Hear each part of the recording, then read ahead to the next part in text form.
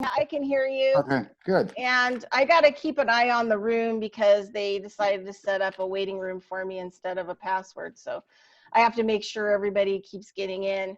So I'm going to be paying attention to that. And then I'm just going to check the chat here. Okay, and then there's no questions or anything yet. Okay, so anyway, you're on. Okay. Hey, Ken, can I say something real quick? Yes. This is Thomas. Hey, Thomas. One of the things that I've been discovering and stuff real quick, the same reason why they don't allow you to monopolize a company like or an industry like telecommunications like AT&T did, the Bar Association has monopolized the courts in this country, and that's against public policy because perpetuities and monopolies are contrary to the genesis and genius of free government. There's no law, there's no code. It's just the premise of that. And there again, it's all based upon the false delusion that they have some type of emolument or advantage over us. So anyway, that's what I wanted to say. Well, that's the nice part about going through patents, because when you go through patents, it's very easily approved. I mean, look at mortgages, for instance. You know, we're under the impression that we have ownership. We're under the impression that these are negotiable instruments. That, you know, this is a transaction of real property, just like the same transaction that was my father's and his father's before him. And when you stand in patents and you see what's going on in patents, I mean, it's very clear that these are not mortgage loans in the traditional sense whatsoever. These are something completely different. It's completely and entirely different. But yet you have this false impression out there that they've kept us to believe that it's the same old paradigm. And at the same time, what happens then? You've got the governments have been, because of patents, the governments in the judiciary has been corrupted. Government has been turned against us. Law enforcement has been turned against the people because all they see is a deadbeat liar and cheat. It's like, well, wait a second here. No, that's not the platform. The platform's wrong. And so, yeah, you're right. It's this illusion, and it's very easily provable when you stand in patents because that's when you just look at it and see, well, wait a second. These attorneys, what they're doing out there, they're committing illegal, unlawful, and seditious acts by bolstering up this false image of something that doesn't even exist whatsoever. And we're walking right into it. So the way I see it is what they baited us into. What they baited us into is we're wasting a lot of time. Yeah, that concept of perpetuities, monopolies are contrary to the genesis of free government is a maxim of law. Okay. Absolutely. I mean, but see, the nice thing about going through patents and trademarks, when you realize when you go through patents and trademarks, you don't need all the case law and civil law because you're coming in under a different body of law. Number one. Number two, it's very, very clear what's going on here and what's taking place here, and what we need to, and where we need to concentrate our efforts. I think we've made. You know, I've been going this past week. I've been really digging deeper into patents and just finding all kinds of things that just it never ends. I mean, I just find more things that just disgust me at the same time and just fascinate me at the same time as well, because how deep this thing goes. And I look around on this and I ponder on this and contemplate on this and all my past decades when I didn't know this information and all the things when I first started getting into this and, you know, going through the court process and all that crap and all the tremendous amount of time that I wasted, all the tremendous amount of time I wasted doing affidavits, all this crap that never didn't do a hill of beans and never will in this context, in the environment that we're in right now. But, you know, I think that I'm going to go out on a ledge here a little bit, because what I'm finding is I think that we made some mistakes along the way, a long time ago. I think that some of the things that were analyzed and some of the observations that were made were probably not completely informed of. You know, going back to this idea of the all caps name being theirs and not ours, of it being a fiction, and of what it really represents. You know, and the 1933 bankruptcy and FDR and all these things. And who's the one that Mandelhouse, was he the one that came up or talked about that we were going to give our children away? It was Mandelhouse, right? Was that, you know, those things there. Yeah, I think what we did, I think we didn't go deep enough on this stuff. We took it as, you know, that we're debt slaves here, and to some degree, I guess it's the way it's turned around and made it. It's impressed that we are, but you know, if you dig underneath the surface, we're really not. I mean, it's very clear to me that what people fail, I don't want to say fail, like, because with the best intentions, but I think what people missed was several key things. I think people missed the 1790 Copyright Act. I'll just name these down real quick. 1790 Copyright Act, I think people missed. I think that people missed the 1920 Corporate Trust Company of America. I think that people had no idea or take nothing into account for this concept of body and soul, and that really all this stuff is based on metaphysics, and nobody looked into these areas, and really that's what this is all based on. And this is where the control mechanisms have come, and it's not just in the past 20 years, but it's been for decades, and of course for centuries. It's all about knowledge, right? It's who controls the knowledge, and who has access to the knowledge, and who knows about the knowledge. It's not what you know, it's who you know, right? It's the same thing here. And I think that we've really gone to some extremes that we probably didn't need to go to. I don't think if we would have looked in a different area and would have analyzed this a little bit more objectively. These things are very clearly in patents and trademarks. It always has been, really. And really, it's about knowledge. It's about knowing. I guess the secret sauce, if you will. What is the secret sauce? And the secret sauce, everything comes down to this concept of the divine law, natural law, and the idea of our creation, of how God created us, and we were created in body and soul, and then after we were born, that separation of this soul in the form of an all capitalized name. And I go through these documents and into these patents, and even going way back in time in patents, and there's a lot of key themes here. And the key theme is, of course, that we're the credit for everything. I mean, we're the ones that prop up the system. We're the ones that build the system. We're the ones that we are the system. And in the past 20 years, what we have here is we've got control mechanisms that have been completely dominated and monopolized, to use Thomas's word, and it's absolutely correct, monopolized by foreign agent law firms who have parked their asses on our constitutional rights of invention, which is, correct me if I'm wrong, is it what, Section 8 or Article 8, I think, the Constitution, referring to patents and copyrights? And they got and these attorneys have their asses parked on that. And that's our rights of invention. I mean, that's our rights of freedom and liberties. And if you don't have that right of invention, then what do you have? You have enslavement. And that's what we have here. We've got attorneys that have literally come in. They've hijacked our all capitalized name and our signature, and they've been impersonating us for decades, really. And really, in the past 20 years now, they've gone really overboard in this thing because of UCC 9 and because of the way that the economy was restructured, where everything was taken to automation. And there's a problem. We're not looking at the same world that we were looking at 20 years ago, or 40 years, or 50 years ago. We're looking at, obviously, a global empire right now, a global economy, and that's by the very nature of the internet itself. The internet doesn't know any boundaries, does it? I keep on going back to something I read with about Merrill Lynch years ago. That was written years and years ago, like back in the I think it was after World War II. They were writing about it, and they were looking for, their big ambition was to be the central bank of the entire world, and that was their ambition. And their ambition was to form private means of communication, private channels like the internet, private secured servers, so that they can communicate the business of banking and not have to go through borders, not have to go through central banking systems. And that's what we have here.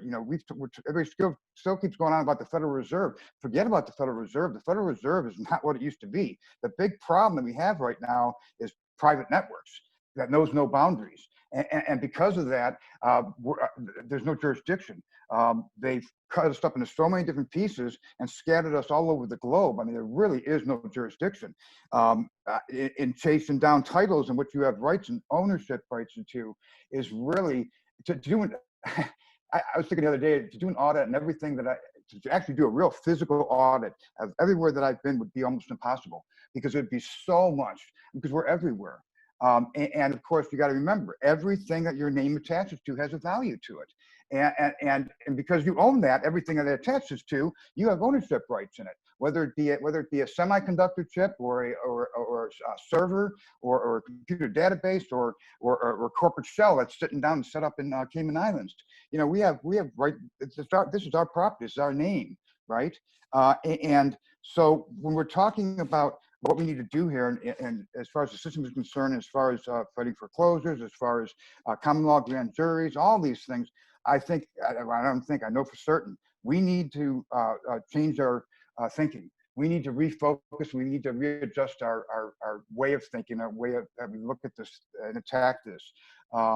Because I think we're doing it the wrong way right now. I think we're banging our heads against the wall to fight government that is really incompetent. They really don't have a clue what's going on, you know. So they look at us like we're nutsy balls, and we come at them with these affidavits and everything. And you got to understand that I can see why they're doing that, because they've been manipulated and programmed to some degree as well. And they've been programmed to look at, go by the computer manual or the operations manual that runs the county or whatever, and runs the computer system. Nobody thinks anymore. Government is not in the position to think anymore. They're in a position to take orders, and those orders are what comes through the computers. And so we really can't deal with these guys in talking about what we're talking about here, because they don't have any understanding of it, and they see us in a complete different context. They see us as being deadbeats, liars, and cheats. Well, that's not true.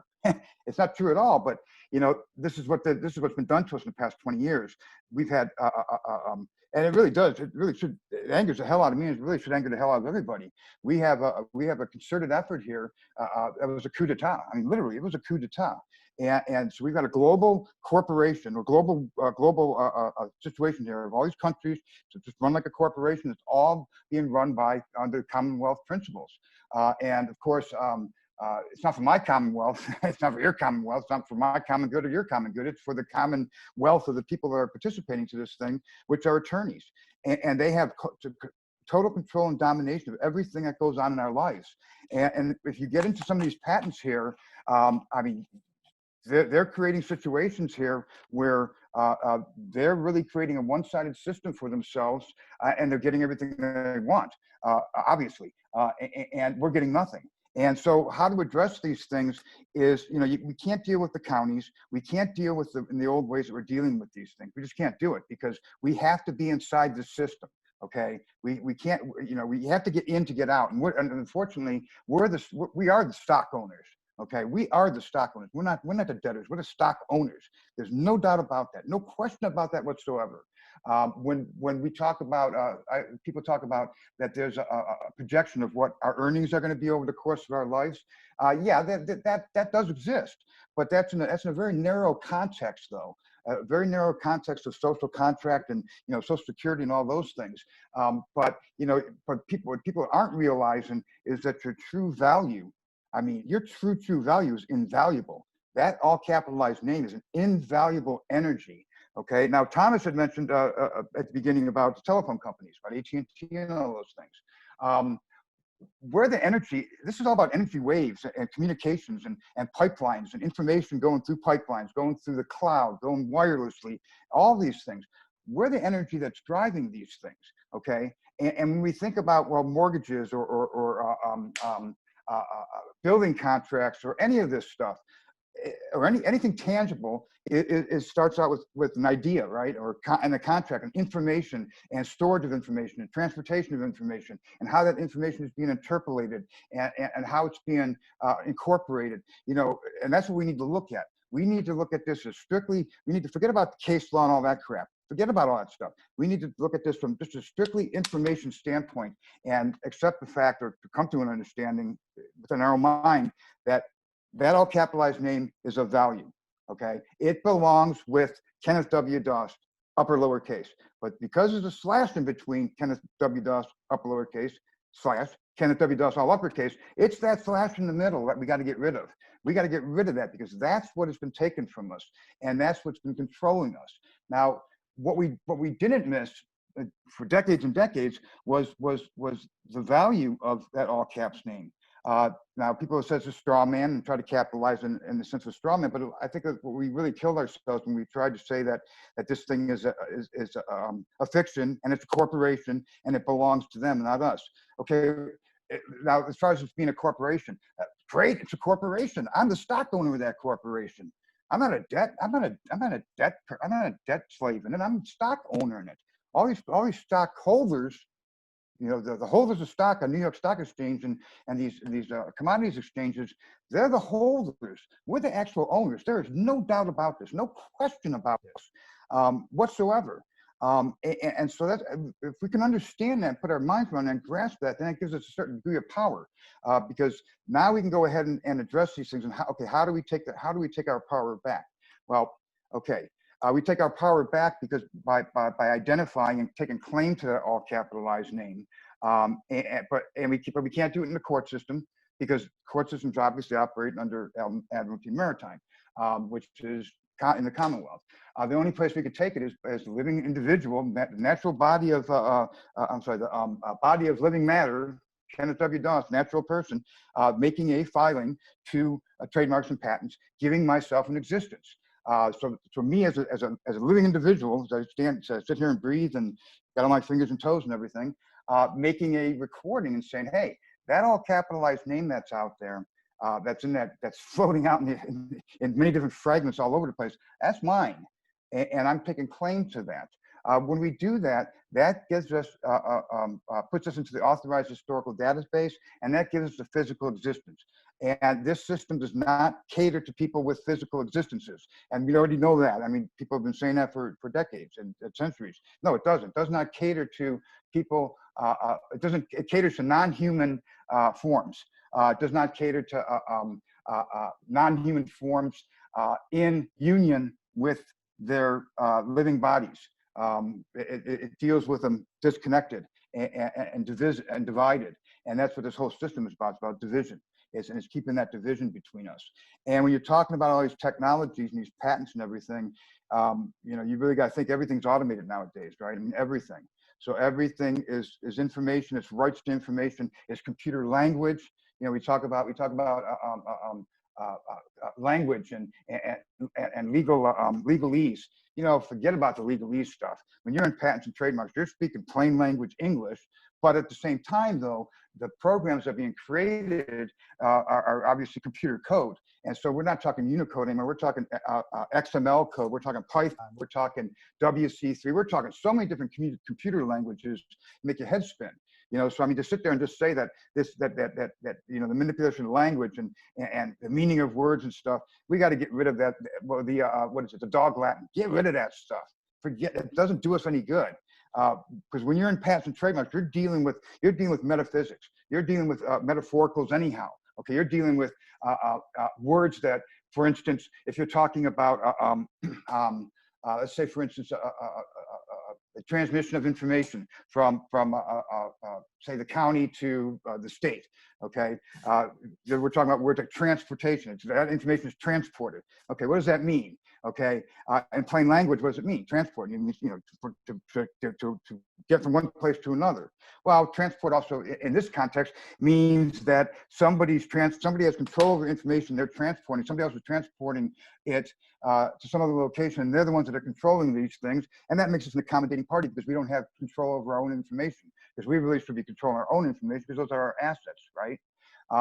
And we don't have control over any of this stuff. We don't have any, you know, we think that we have freedoms and liberties here, and we think that we have, well, we thought we had our faith in government that was protecting us. Government ain't protecting us. Government's been bought and sold, and they're on the payroll. I mean, I saw when this COVID hit, a couple of senators went and got rid of a bunch of their stocks.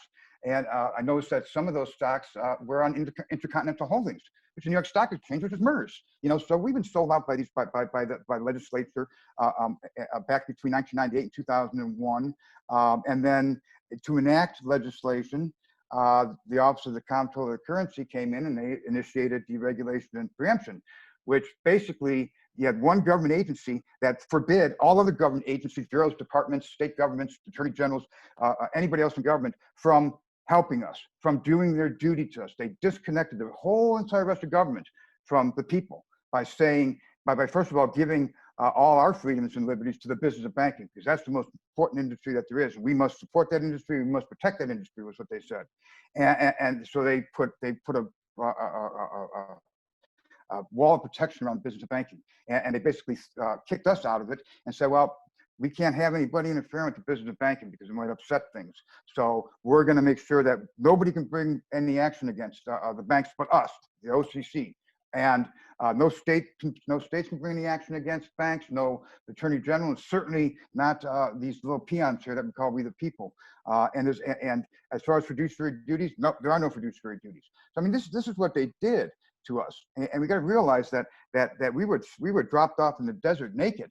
And we didn't even have a clue about this stuff. We were looking at Afghanistan when we should have been looking back at what's going on in the United States as well, because was being enacted was domestic terror by instituting this whole new economy upon us, which we could have had no idea or any clue about.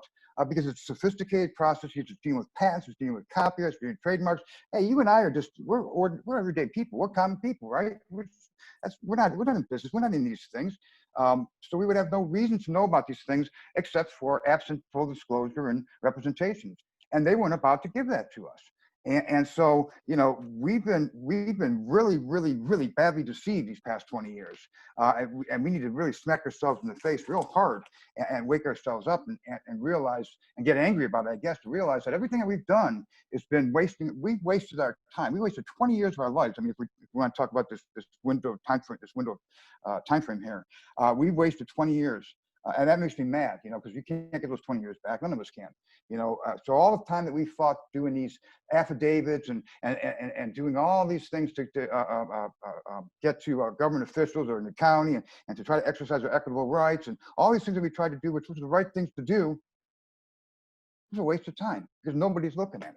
Nobody it gets thrown in the garbage, and they can't look at it. They don't even know what the hell we're talking about, you know, because they've been made incompetent, you know, and it makes me mad because we defend foreclosures thinking that this thing is a default on a mortgage loan. What's bullshit? That's a total lie.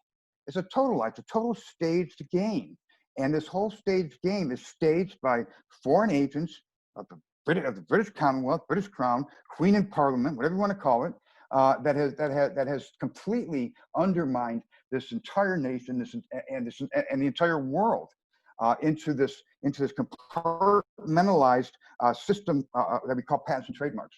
You know, I don't think they ever expected anybody to catch on to these. I know they didn't. They never expected anybody to catch this stuff. I think they expected to keep this charade going for another, you know, until we're into an autocratic society, I suppose, like what's happening right now. But you know, when you're standing in patents, you come to realize what we're talking about here. You realize very quickly there is no law, and this law is arbitrary. These code sections, and you know, as you know, they may be valid code sections and whatnot, but they're certainly not being upheld. They're certainly not being administered properly because they're being rigged and used by the business of banking to their profits and pleasures and as their business models. You know, and so when we talk about what Thomas was talking about at the very beginning, you know, it's very easy to show that we have no legal system whatsoever. How can you have these attorneys that are manipulating the processes and setting people up for thefts and gutting this country, gutting our assets, gutting our children, gutting everything within these patents and trademarks, and then walk out in the public with a smile on as legal practitioners defending or prosecuting legal codes and statutes? That's bullshit. That's sedition. That's sedition is what it is. And so, you know, the court system is very easily proven as being totally defunct on that basis alone. So, okay, so what do you do to get back? So what do we do to get everything back here? It is in patents and trademarks. It's very clear to me that it's all about information. It's a storage of information, a transfer of information, the rights over information. Now, it's a daunting thing. I mean, it's a very daunting task if you think about this. And I look at all these patents, and I review so many patents that you wonder how can the system possibly function with this many different scenarios or programs, processes, schemes, whatever you want to call them, operating out there. I mean, it's just there's so many of them. But it's because they've got it orchestrated through the rights and interests that are recorded within patents and trademarks, and who gets what at what given time, and how much they get, and it's all based on that. And everything comes out of patents. So what is banking? It's a patent. What is insurance? It's a patent. What is a government? It's a patent. What is what are my tennis shoes? It's a patent. You know, everything is a patent. Everything. You know, so the patent is the process that the art that creates this thing, and of course, commerce is the trademarks of the trademark goods and products to spin off of these things, right? And so you know, I'm excited because what I see here in patents and trademarks, they cannot defend. There's no way that they can defend these things. You have prima facie evidence that the United States of America is it doesn't really exist. It doesn't exist. Because Hey, Mr. Ken. Yes, Miss Bridget. Hey, Thomas has his hand up. I think he would like to say something. Okay, good. Okay, go ahead. I need a. Okay, Ken, when you're, yeah, when you're. Or an act of God will remain a part of the real estate. We can barely hear you, Ken. Can you hear me? I can hear you. Okay. Okay, so one of the things that you talked about here is all these actions and activities by these attorneys. And there was a court case that happened in Orange County, California, and the judge, this case went on for 17 years. He stated, no official with an IQ greater than the room temperature in Alaska could claim that he or she did not know the conduct at the center of this case violated both state and federal law. Now, when we look at the Article 1, Section 9, Clause 8, no titles of nobility should be granted by the United States. This is called the emoluments clause. This word emolument is very powerful and very important. It is. And no person holding any office of profit or trust under them shall, without the consent of Congress, accept any present, emolument, office, or title of any kind whatsoever from any king, prince, or foreign state. So what they've done is they created the fourth pillar here that they brought in under this barfly license, and that was done under Title IV in 1996. That happened to coincide with the original patent that came out from MERS Corporation, and that Title IV was the North American Social Security Agreement that was signed by the President of the United States, the Prime Minister of Canada. That was Clinton at the time, wasn't it? That was Clinton at the time, wasn't it? Clinton, yeah, and Clinton. Clinton and the Premier of Canada, as well as Queen Elizabeth. So now when you want to connect the dots, there you go. That's something there. So there again, I go back upon the fact that perpetuities and monopolies are contrary to the genius of free government. Yes. And when we look at the concept of this, credence should be given to a person skilled in his art. That is, when speaking of matters connected with that art. We sent out this Facebook post today. You made specific reference to that art. So now we have enough dots connecting all this stuff. We can call them on this emoluments clause. And in fact, there's a case being brought by 200 Democrats against President Trump right now for violations of the emoluments clause. So this is very powerful. I will yield at this point. Thank you so much. That is powerful. That's very powerful. I mean, the first, I think in the first sentence you said, except by the, correct me if I'm wrong, what did you say about Congress? Except by how Congress, what was the words again? Where you referred to Congress. Thomas? I'm sorry, I muted myself by mistake. What did you say about, read the part about Congress again. Article 1, Section 9, Clause 8, no title of nobility shall be granted by the United States, and no person holding any office of profit or trust under them shall, without the consent of the Congress, accept any present, emolument, office, or title of any kind whatever from any king, prince, or foreign state. Okay. So the legislature, that's what the legislature sold us out on that. With the exception of Congress. Congress sold us out on that. That's where they well, Clinton did actually, in that whole area. Yeah, the fact of the matter is that they want us to go to these barfly attorneys. Of course, of course they do.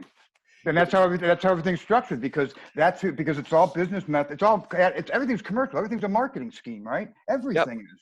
And that's exactly right. Government's a marketing scheme. Government's trademark products. It's all marketing. Everything is marketing. It's all So now when you go to Corpus Juris Secundum, Volume 7, Section 4, it clearly states there that anybody who does hire an attorney becomes a ward of the court. The first allegiance to the attorney has is to the court, the second's to his pocketbook, and the last is to his client. And so okay, so let me ask you a question. What are we doing here by going to patent? See, in the court system, we're within a limited sphere of knowledge, so to speak. Because all this is about knowledge. It's about having knowledge of these trade secrets, right? And what's going on, and we don't have that. Now we're getting this knowledge. But when we're in a court situation, we're operating in a limited sphere of knowledge, which is within their realm of a debt and admiralty maritime. So what are we doing by going to patents and trademarks? Now we're widening that sphere of knowledge to encompass the other parts of the books, the equitable part of this thing, and our real value. So when we talk about competent jurisdiction, then who really, at the end of the day, is the only one that has competent jurisdiction to make to make judgments on all this stuff? The only one who has the authority to make a competent court of competent jurisdiction is a court of justice, and that is the legislature under Section 795. No, but I'm talking beyond that, though, because when the legislature deviates from when laws deviate from natural law, then all laws are null and void at that point in time. And legislative laws should be put aside, because a letter of law should be put aside for what's been actually done here. And of course, this is on an individual basis. That's why these things were done in private, right? But the legislature really doesn't have any power anymore over this, because this is one nation under God, right? Whether you want, no matter what they turned it into after the Declaration, no matter what, it's still the point that this is one nation created under God. God's got the ultimate authority here. Man-made law deviated from it, and they've used this. They've incorporated the Commonwealth into this British Commonwealth, the king on the God King on earth, right, or the Queen on earth. And so, we have every right to come in and say bullshit on it and call bullshit on it, because we're the only ones that have the competent jurisdiction here. This whole system is set up on lies and deceptions, and set up on English Commonwealth and English sovereignty to them. And we have every right to come in and say, this is the beauty about patents and trademarks. We don't have to argue constitutional rights or their oaths of duties or anything. All we got to do is indicate to them and say, listen, you need to make this change. And that's the beauty of this thing. That's a nice hidden caveat to this thing. So we have to go through all these things. But the legislator doesn't have jurisdiction anymore. Certainly attorneys don't. And certainly really the governments don't either, because we're the only ones that have the competent jurisdiction. Are we not? At the end of the day, who's got competent jurisdiction to make judgment? We do. Well, the people, when you look, because we got to buy the balls. When you know, hold on a second, let me start you this way. When you know for a fact, you've got all the evidence to prove it, that the entire legal system has been corrupted, and that everything that's out there is a platform of supported lies and deceptions by attorneys who are not practicing law whatsoever. They're setting you up in patents. When you know these things, I mean, what power do they really have? They really don't have any power anymore, do they?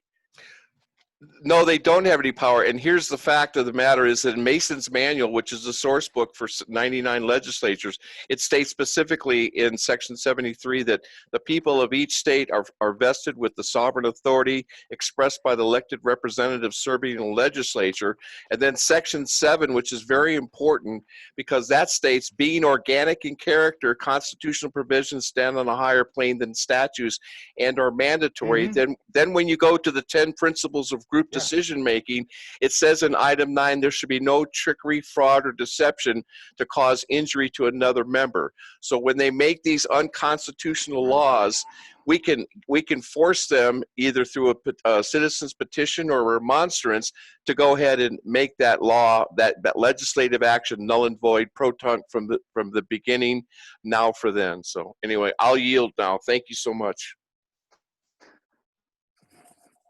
Well, yeah, I everything you're saying, I absolutely agree with. But if we could, what I see here is, I see by what we're doing here, we're finally identifying, as I see it, we're finally identifying. Let's talk about what's the defining line here between what this government and this court system and what patents and trademarks. What's the defining line here? What's the defining words to define that? Trade secret. It's a trade secret.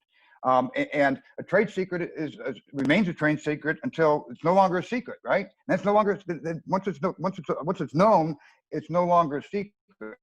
And so that's what what's been propping up all this stuff. So trade secret, deception and lies, trade secret of concealment of these sophisticated processes and procedures that violate our constitutional rights of equal protection and due process and deceptive trade practices and all these things that they know that they're violating.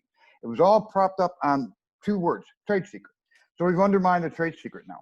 And now that we've undermined the trade secret, we've identified really what's going on here. I remember I read an article about the guy who, I don't remember his name offhand, but he was one of the, I guess he was the inventor of the smart contract. And that's these electronic digital objects, business objects. So when you sign that Fannie and Freddie document, the moment you left there, they basically shredded the paper document, they converted it to an electronic smart document and blew it up into all these business objects. So that's a smart contract, smart doc. And I remember reading an article by the person who came up with that, invented that, and he said, you know what? He goes, by the time people figure this thing out, it's going to be years down the road. You're going to have a court system that's a mess. That's going to have to unravel these things. Everything's going to be a mess. It's going to take years to unravel it. He goes, but by the time people even figure it out, it's going to be years from now. And he's absolutely right.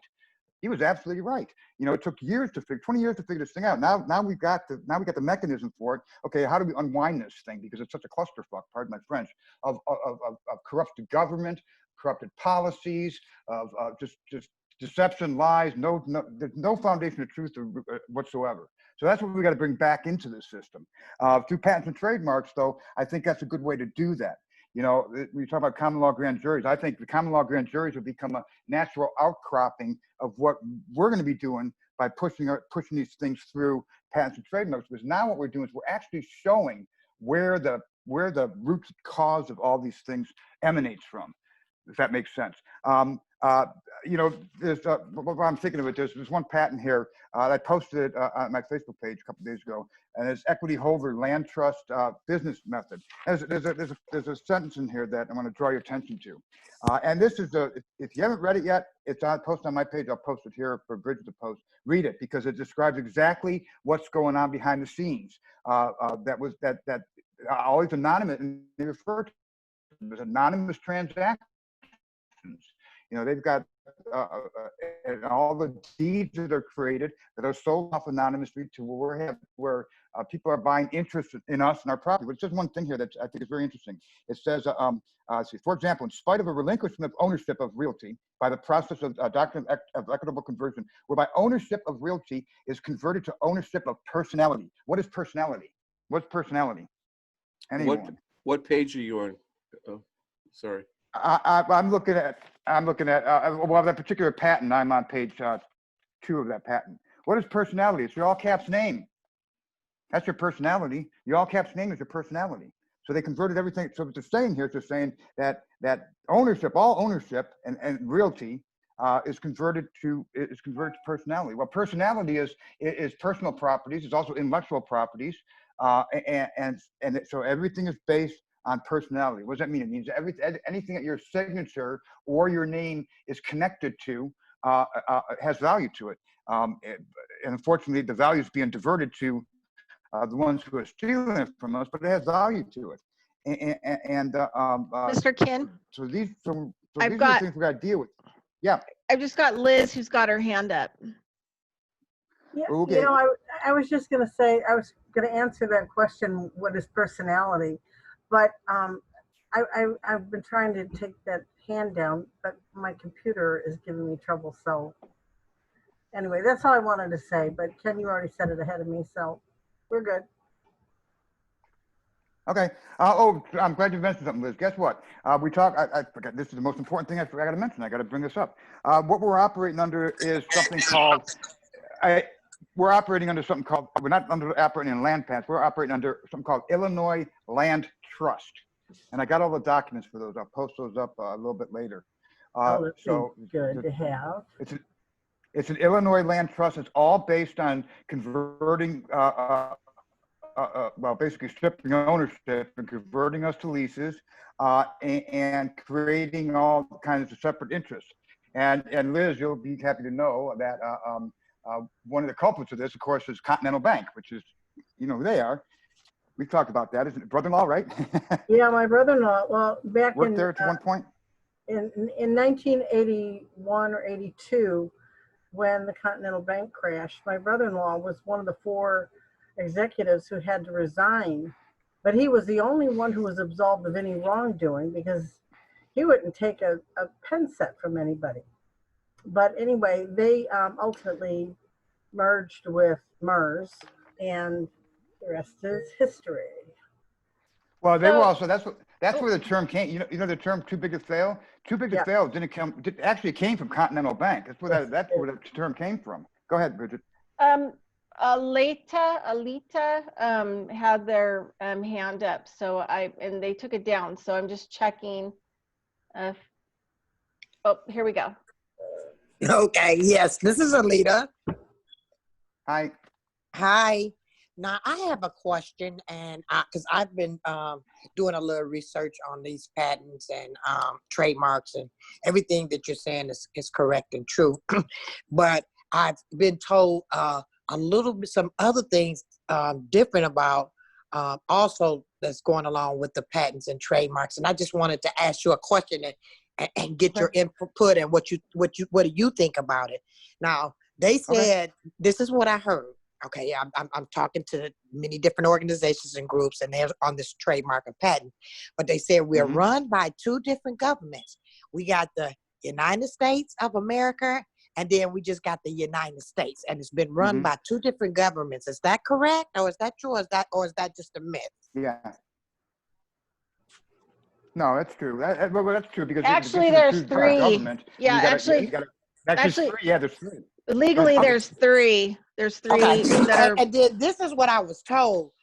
The reason why they have the control, the patent and all that over us, of course, it's got something to do with the birth certificates and all that.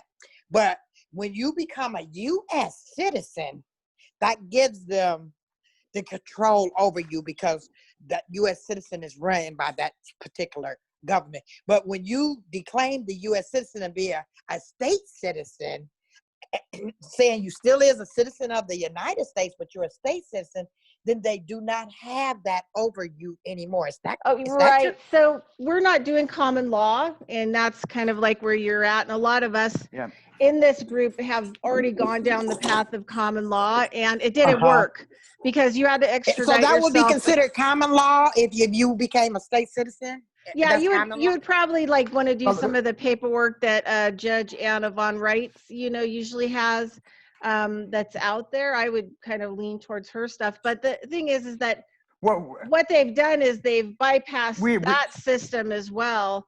And, the thing is a lot of us have tried the common law route. And the other thing too is like, if you decide to be a U.S.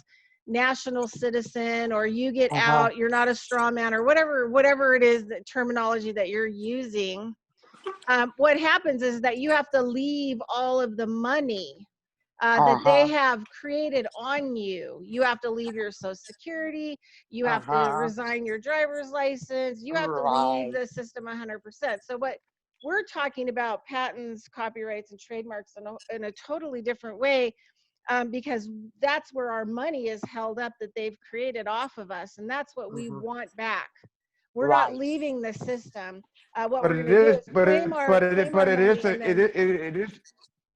It is the interference of common law, though, and that's the whole problem. And Liz brought it up last week. Why we don't want common law? We don't want to be in common law because it's that slash between the upper lowercase name and the all uppercase name that they're getting between. And it's the union. We're talking about unions now. We're talking about common law. We're talking about the common law. We have under common law, and this is expressed in every single agreement, every single trademark and patent agreement, that the grantor is the owner and sole beneficiary of all rights, title, and interest, and all common law rights of use thereto, except for liens permitted by law, which includes presumption of voluntary agreement, and the grantor has pledged all rights, title, and interest over to us. So that's what they've done. So I mean, any kind of this idea that we have indivisible common law rights of use is BS, because it's all stripped in the patents. It's all stripped away. Hidden powers of attorney and everything. This class is just on patents, copyrights, and trademarks. Well, I just had a question because I'm just kind of confused, and I'm like, does that go with the patent? I mean, they're talking about the patent, trademarks, and Well, it does, because that's where they're taking our common law rights away from us. I mean, they're impersonating us. I mean, right. think of it this way: if there's 100 million mortgage loans that were signed, assume that a husband and wife or two people were on each mortgage loan. That's 200 million people that have perceived ownership, right, of real Yeah. property. But what's really going on here is no, 200 million people have given all rights, title, and interest to everything they own or ever will own, down to their underwear and socks, to attorneys. So now so instead of having 200 million people that have control of their lives, freedoms, and liberties, you've got a handful of attorneys and controlling us all by impersonating us, controlling us through patents. So I have Sarah who wants to talk. Hi, Sarah. Okay. Hi. I just want to say a couple things. One, we do not have a government. Our government's been gone since 1933. And there's a lot of people that don't know that, but we have a corporation, and corporations don't care about the people. And two, But hold on, but we are stock owners of that corporation. That's what people haven't realized. yes, you're right, but we don't. The government's gone. The government's supposed to be for the people. The Constitution, that isn't there anymore. It hasn't been. Well, you're right, but that's exactly why we're going to patent and trademarks, because that is the living individual that is taking claim and taking that piece of their separated soul and that all capitalized form that was created and taking that back. So that's where the real government lies, is right there. That's the only way that I can think of to where you get to it, is right there within patents and trademarks.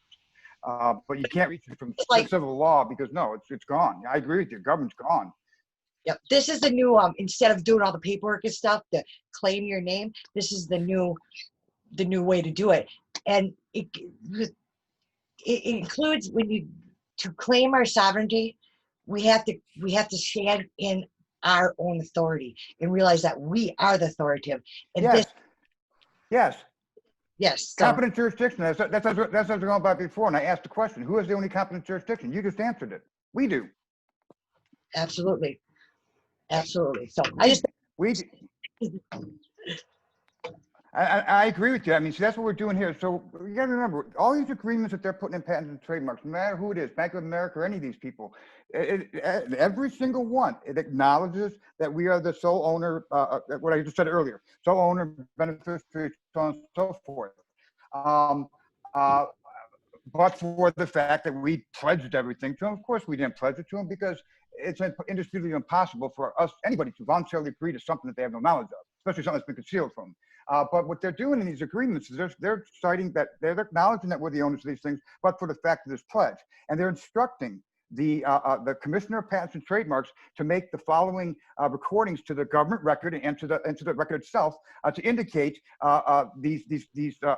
their contracts and where we fit in those contracts. So as trade names attached to the goods, products, and services of others as grantors, they're making the corrections, or they're making the additions to the record that is being told of them by these banks and by these attorneys. All we're doing is coming back in and saying, wait a second here. I agree. I am the owner of all rights, title, and interest, but I never voluntarily pledged all rights, title, and interest to anybody. And I would never do that anyhow. And so we're revoking that at that point in time. I instruct the Commissioner of Patents and Trademarks to make the following corrections. So that's all we're really doing here. I mean, it's very simplest context. That's what we're doing here. And that's where we're getting our constitutional protections right there. At that point in time, we're doing it. We can't do this in the state. We can't do this in the court. We can't do this anywhere else but here within patents and trademarks. And so it is us. So we are standing in judgment of ourselves. And we're saying that, no, I never did this. I never gave this to you. And I don't exist in, I'm one person here. I mean, I'm like body and soul, but I got fragments of me all over the world. It's not me that did create these things. And in fact, these things are not real. They're not based in reality, because if you chase it to its end, it's not real. But that doesn't mean it's a fiction. Because if it was a fiction, it wouldn't affect our lives. But I've got all these pieces scattered out of me all over the universe here by my actions within patents and trademarks. By this recording, what I'm doing is I am reining in all those pieces, parts out there, and bringing them back to me. And in so doing, where I was the debtor is reversed. You're the debtor now, and now it's your obligation to start returning the assets to me and start and provide the reconveyances and everything that you need to provide to me. This is not my language. This is their language that's thrown back at them now. That's the beauty of this. And it's almost in every trademark and patent, there's always some kind of disclosure of basically what he was saying, you know, that sometimes they say the grantor should, you know, make arrangements basically with the people of the patent or the trademark if, you know, there's been any wrongdoing or anything needs to be corrected. So they're asking the public, you know, for you to, you know, if you're discrepant, you know, to let them know, right? So that they can go ahead and pay you financially for your, you know, whatever, pain, suffering, or illegal use of your information. Oh, so, hey, Sarah, go ahead. I was just going to see if Sarah was done, and then Thomas has his hand up again. Sarah, you're done? Okay, great. Thomas? Let me say one other thing before Thomas jumps in. What we're looking at here is we're looking at a one-sided system. That is, you know, we have duties and we have duties allocated to us because we're a part of these contracts. Okay, well, technically speaking, we are, because we're the stock owners, we're the providing the collateral, we're the investors, we're the principals, so on and so forth, right? And within these contracts, we have duties that we have to perform as the grantor, and those duties include making sure that any product that we're attached to, that we maintain a registration with patents and trademarks, so we maintain our rights and interests within those. Well, of course, none of us knew any of this stuff, right? None of us knew any of this stuff. We have attorneys that we gave everything to an attorney, and the attorneys have ownership over us. So they're the ones that are controlling us. So what you have here is you literally have a one-sided system that nobody knows about, that we have rights and duties into. And so when we're coming in and we're saying, wait a second here, I'm calling the heads. And that's what we're doing. We're calling their bullshit on them. And when we do that, that's what reverses everything. Go ahead, Thomas. Okay, so real quick, out of Chapter 6, Parliamentary Law of Mason's Manual states in part, parliamentary law, like the common law, is an organized system of rules. It is built on precedents created by decisions on points of order or appeals and by decisions of courts of justice, i.e. the legislature. It has been guided in its development by the authority to make the rules inherent in every deliberative body.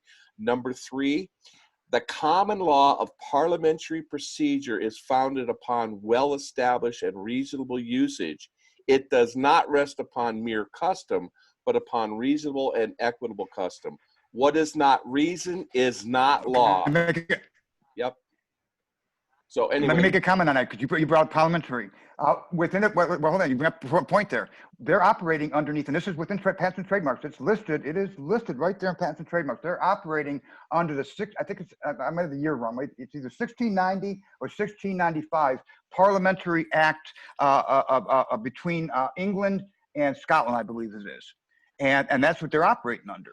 And this is so this is in our United States Patent and Trademarks Office.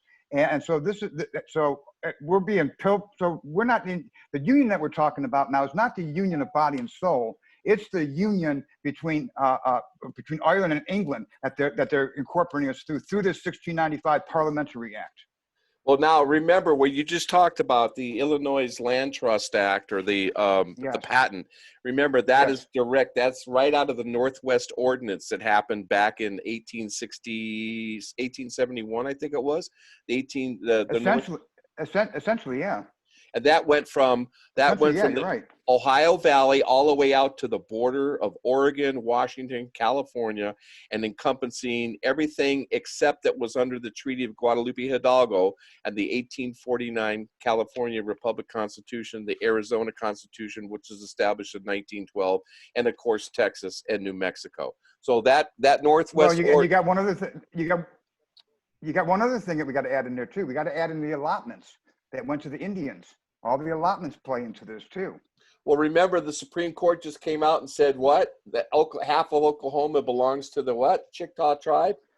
The Cherokee? Right. Yeah. Yep. Yeah. Right? Well, yeah, exactly. Well, exactly. Yeah. Exactly. So one of the things too, like that I always have to get my mind wrapped around, you know, coming from having been in common law, I mean, one of my good friends is a retired common law court judge. So I talk to him a lot about stuff, but, you know, getting my head wrapped on the whole financial end here, you know, with the copy patents and trademarks. And the thing is that you can't use, you know, because of the terms that they use for you, these are electronic terms that they are talking about you under these copyright, trades, and patents. And one is factors and production. Yep. Well, And that's so these are equity, not, right, so these are not terms that are used in common law because they're not in common law. We're not really talking about money. It's because that's part of the trade secret, though. I mean, it's the same thing as civil law. You don't talk about stuff in civil law because this is the trade secret that we're talking about here. Right. But I mean, that's the thing that people have to get their heads wrapped around is that, you know, in whatever you're going to be studying, they're going to use, whether it's financial, it's medical, it's legal, they're going to traffic you in different terms in different areas, right? So you're being trafficked, you know, they're making money off you in your capitalized name because they're calling you a factor, and then they're calling you a production. And then also in some of the terms that they use, they call you the grantor, right? So, and so we have to get our minds wrapped around the fact that the common law stuff doesn't, for me, it doesn't really work anymore because you can't electronically file any documents ever. And the copies, patents, and trademarks, they're all electronic. So there's no possible way that you could use common law against them anyway, right? So it's a whole other thing where it's the money, you know, we have to, it's no longer about what the law says. We need to turn around and we need to look at trademark, patents, and copyrights, and we need to say, that is the money. We give ourselves a value. They have made value off of us, and billions of dollars of each individual person. Trillions. And in their contracts, they want you to contact them so that they can actually pay you, you know, if you go in and you handle it right. So there's, you know, inclusions for that. See, here's where we're wrong, though. Right, but here's where we're handling it wrong. We're under the impression that this is operating in civil law and in jurisdictions of the court, and that's where they want us to operate because that's where we play into their pleasure and profits. We got to say, we're not playing that game anymore. We're going into patents and trademarks where the hub of all this stuff originates from, because this is where all your rights. Go ahead. Well, it's the money. You just said it.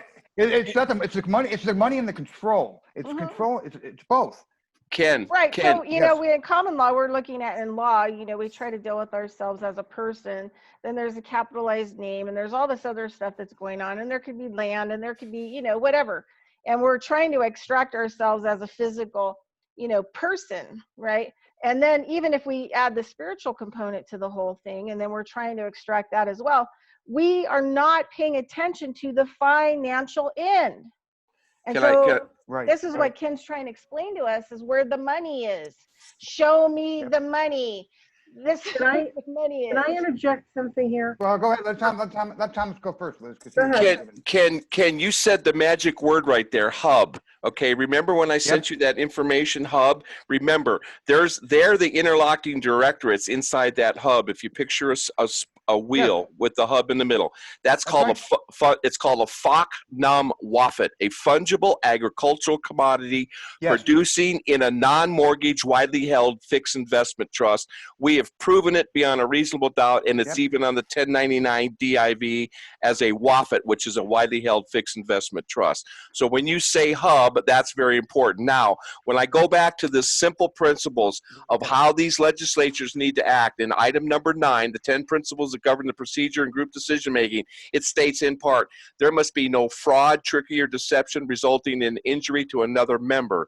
A person is entitled to protection of the courts of justice from injury through the injustice of a body making group decisions, as in any other situation involving injury.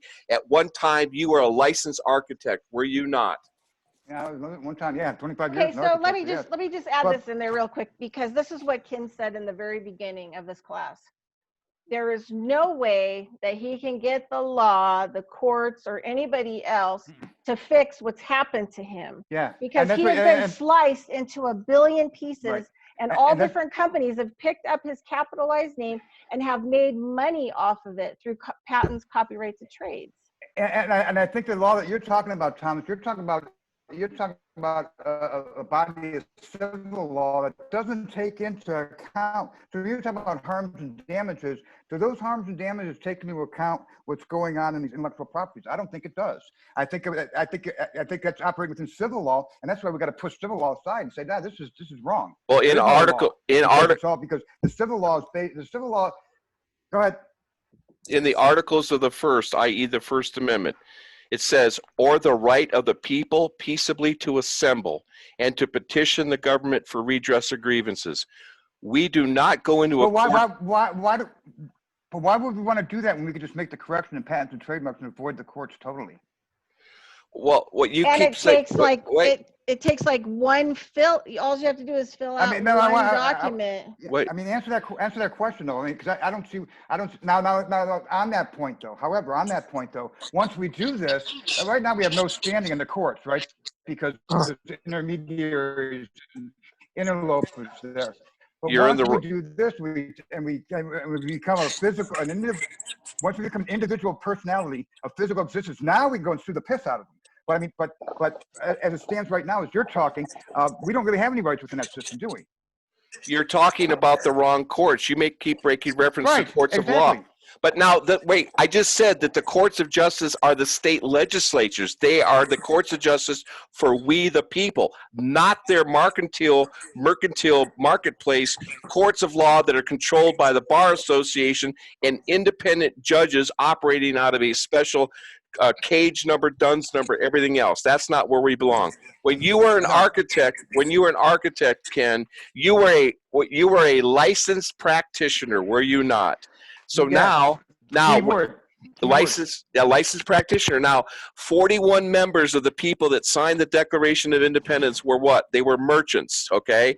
So this country was based upon first standing up to the monopoly of the East India Tea Company by the Tea Act and basically telling the Queen to shove it up their ass on December 16th, 1773, when all those people dressed up as Indians and threw all that tea into Boston Harbor. The principles of this, the right of the people peaceably to assemble, means going in front of your legislatures with a citizen's petition to petition the government for redress of grievance, not into a court of law. So with that, I'll yield. Thank you. Well, what I look at this patent and trademark system is, we the people. Yes, I agree with you there. But we're also talking about issues that are body and soul. Okay, so we're talking spiritual issues here too. So I don't see it as like Anna was trying to do. Anna was trying to do a blanket bond to protect everybody. Well, you can't do that. You can't. This is something that goes to the very heart of creation and your creation, individual creation, the heart of everything. Which is natural law and the creation of everything.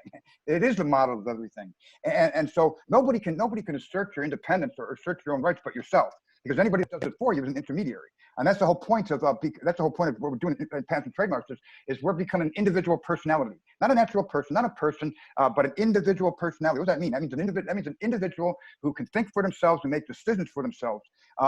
So when we're talking about redress and legislatures and all these things, that's good. That's all well and good. But what this comes down to each individual person declaring their own independence from this system that we're in, and extracting ourselves from the system on the principles of natural law and violations there too of that has to be done individually. And then at that point in time, now I can come back and I can sue the piss out of anybody I want to, because now I got all authority. When you talk about redress of government and everything, I don't think that you're ever gonna see anything like that we're talking about here in court. I don't think you ever will, because the court doesn't have any jurisdiction on these things. I got Liz. Yeah. I got Liz, and then I got Alita again. So go ahead, Liz. I think it's really important for us to convert our thinking, because we're in a digital economy. That's why everything is done electronically. And it's all well and good to talk about the law, that's important. But the point is that there is no lawful money. We are dealing with credits and debits. It's a credit and debit ledger. It just depends on which side you happen to be on. as when we merge titles, we're on both sides and there's no intermediaries. But we can't, you know, I don't know. I just, you know, I look across the political spectrum today in the field, and I'm sorry, state, local, federal legislators, I don't trust any of them to do the right thing, because they're all in on the payment stream.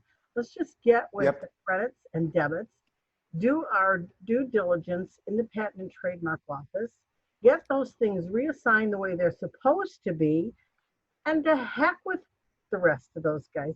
We don't have any assurance that they're going to act on behalf. They're in the payment stream. Well, they're either in the payment stream or they're incompetent, and they're incompetent. I mean, you can't admit they're incompetent. They don't know what's going on.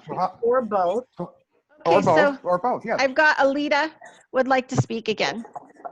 So my question, I agree with you guys 100%. And I would like to do that. And I would like to be shown to do that. But how do you keep them off your back? How do you keep them from foreclosing on you? How do you stop it? Because you're rewriting the contracts within patents and trademarks. You got to understand what they did is they added an extra contract to us. It's called a credit agreement. Okay? No, I understand it. I totally understand it. But that's not going to stop them from coming after you, though. That's not going to stop them. Yes, it will. Yes, it will. Yes, it does. It stops them. It has to stop because they don't. You cut them off at the balls. All the powers that are emanating in the state that is allowing these attorneys to foreclose upon you. Where are they coming from? They're coming from the hub of patents and trademarks. That's where those rights to them are coming from. So we're going right to the source where these rights are created or stolen from us, and we're cutting them off at the balls. We're stripping them of all their powers of attorney, all their rights to impersonate us, and everything. And we're telling the Patents and Trademarks Office, okay, here's what they've done. Here's what they've done. We're an assigner to hundreds of, perhaps thousands of patents, okay? And we don't even know. We're co-inventors of these patents, okay? We don't even know what this means. It blows our mind. What do you mean we're co-inventors? What it means is that we're the ones that are collateral, the grantors of the collateral, and the credit provider, and so on and so forth. What they're doing in patents and trademarks is they've stolen our all caps name. They put us as a grantor to a customer list that is associated in connection with some patent or the goods, products, and services, trademarks, whatever, and they're controlling that, okay? So they've stolen our signature and they've stolen our whole identity. So what we're doing is we're coming in and saying, wait a second here. I am Kenneth W. Dost as the assignee, upper lowercase, and I am the owner of that all capitalized name. I didn't give any rights to these things, and I'm revoking all those rights by the very nature of that, making this agreement. And by doing so, what I'm doing is I'm wiping out all those powers of attorney, and within their own agreements, they have to cooperate back with us and return everything to us. It's called reversion, okay? And now that we have a contract, because we've written a contract and it's going to be recorded with patents and trademarks that says what our rights are, and that nobody can get between our rights. We deal with who we want to deal with. That's it. So we're rewriting the contract, and they have to accept it. They have no choice but to accept it because it really is just a correction of their contract that returns everything back to us. It's kind of like there's one of the phrases is. So who is that going to be sent to?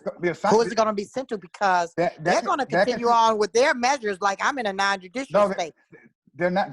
They can't because now you can go after them. You can sue the piss out of them because right now you don't have any rights. You don't have standing. Why don't you have any standing? Because you got powers of attorney that are preventing you from doing anything, and a rigged court system. But when you do this, though, now you've got all authority. You stripped them of all their authority. Court has no authority at this point in time. Who's the only competent jurisdiction? You are. And you've just proven it by making this correction. You don't have to prove anything within this system. The fact that you're making this correction or this recording and having the knowledge of it shows that you're competent enough to realize that you are the competent jurisdiction. All the rest of this is a bunch of bullshit.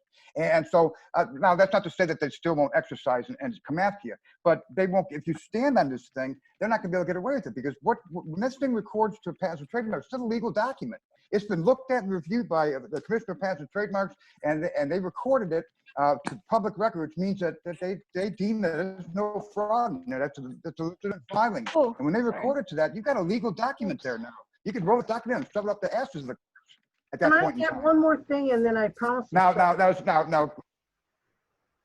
ahead. I just wanted to say, all that you're talking about, I'm thinking back in November when I first filed my documents into the United States Patent and Trademark Office, and I wasn't getting any response. So I called one day and I talked to a woman, and she asked me if I was the attorney, and I said no.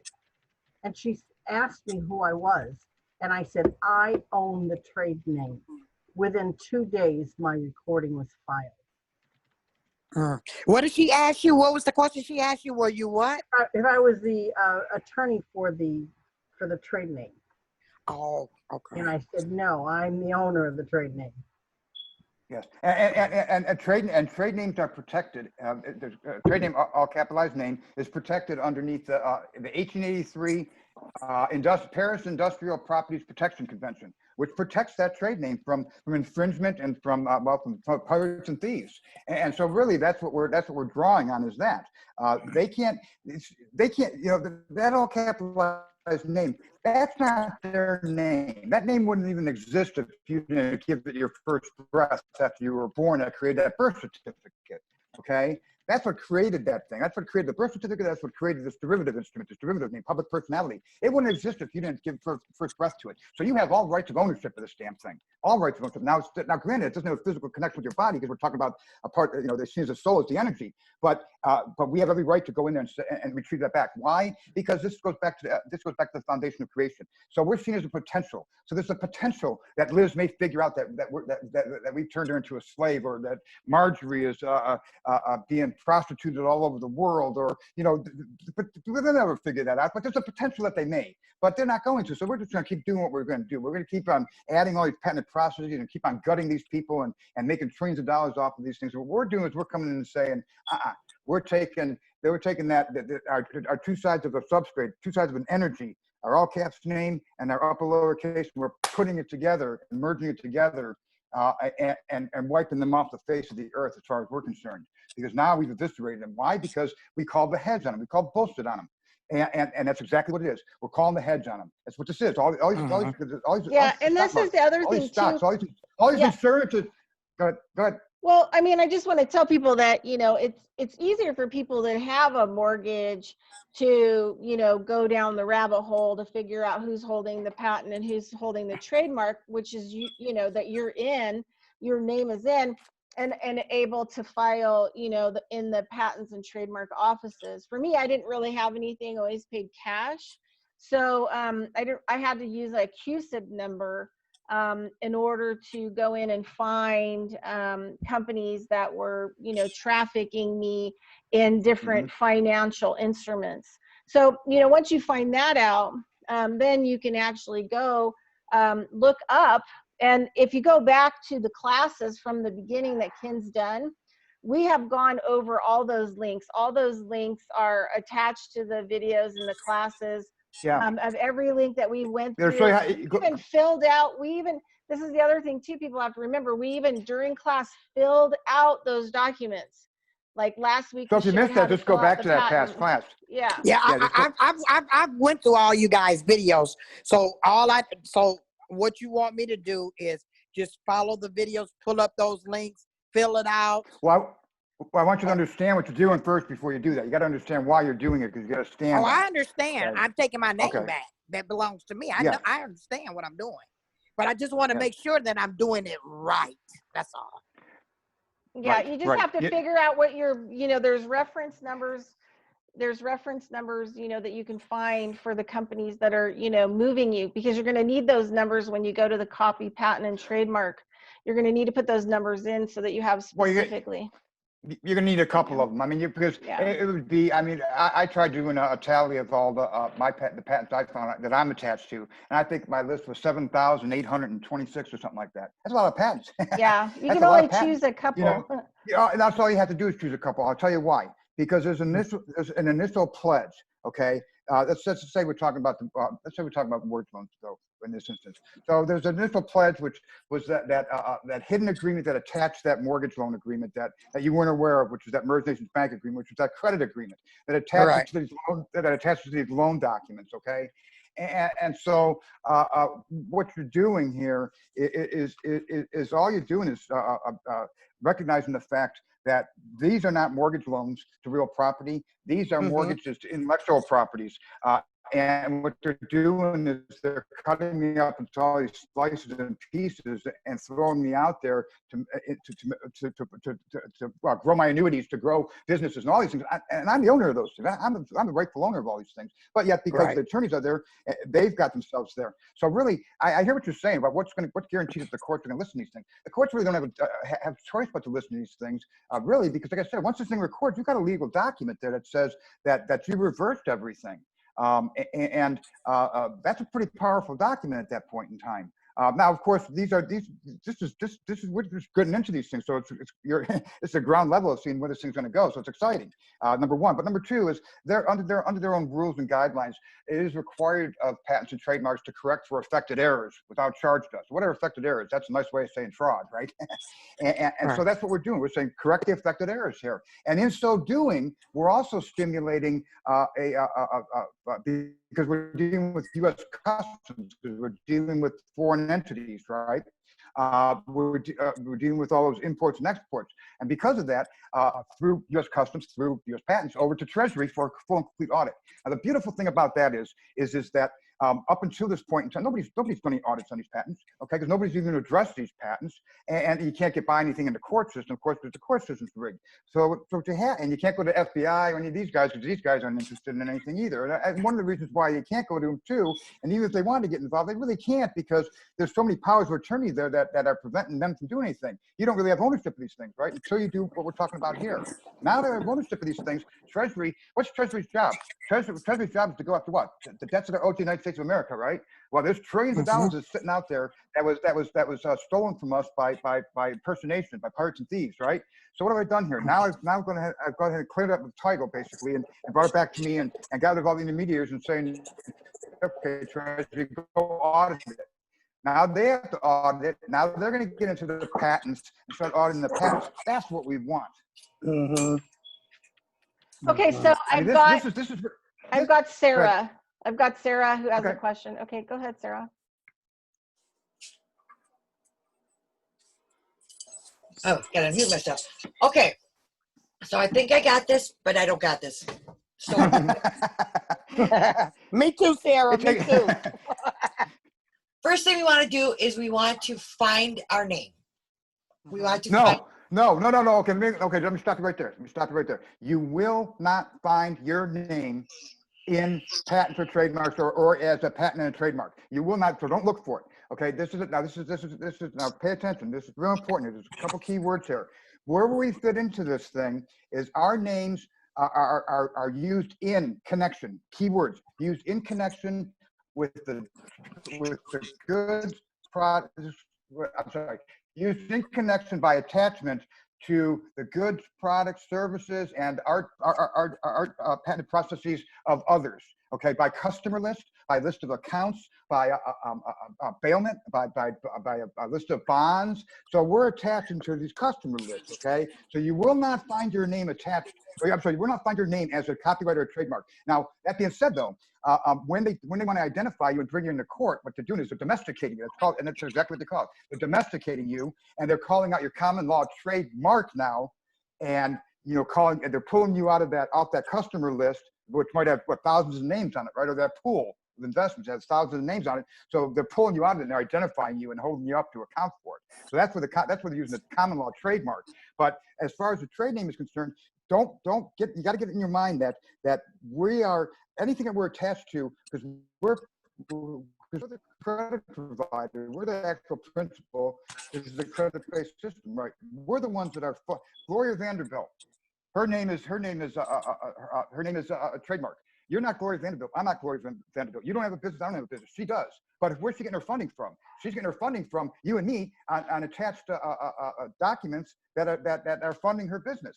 If you look at it that way, that's where we fit into this. That makes sense? Yeah. And I kind of knew that. I had said that wrong. So okay. Let me start over. The first thing we need to do is to figure out where we're being traded, what part of our entity is attached to, correct? Yes. Numbers down. Then we fill out. So that's the first thing. We got to find where we're being traded off. Then we need to fill out paperwork to go to the patent trade place with these numbers that we're attached to. Correct? Yes. Okay. How do you find out how do you look up the company? I see Sandy Smith is on. Sandy, do you mind jumping on for a second? Sandy will tell you about this. Sandy's perfect at this. She's got this down. Sandy, are you there? I see you're on. Yes, I'm here. Can you expand upon that? What her question is about how you found it? Because you're addicted to this stuff now. Oh, totally. Tell her, talk about that for a moment. Actually, you go onto the Patent and Trademark Office and you go to the advanced search, and there's two columns on there. There's where you can enter it as the grantor, or you can enter the name as the grantee. And what did you find out? What did you find out by doing that? For the exercise, I mean, it's fun. Those points are talked about on past programs. What did you find out? What did you learn? I found out a lot of stuff. I found out a lot of things that where the companies had traded all the rights. They had changed names, and they had created LLCs. I was traded in cosmetics. I was traded in laboratories. I was traded in jewelry companies. You find all these name connections about everywhere where you were, and there are places that you would never dream that you were ever in those places, but you see the connections from where you've been traded.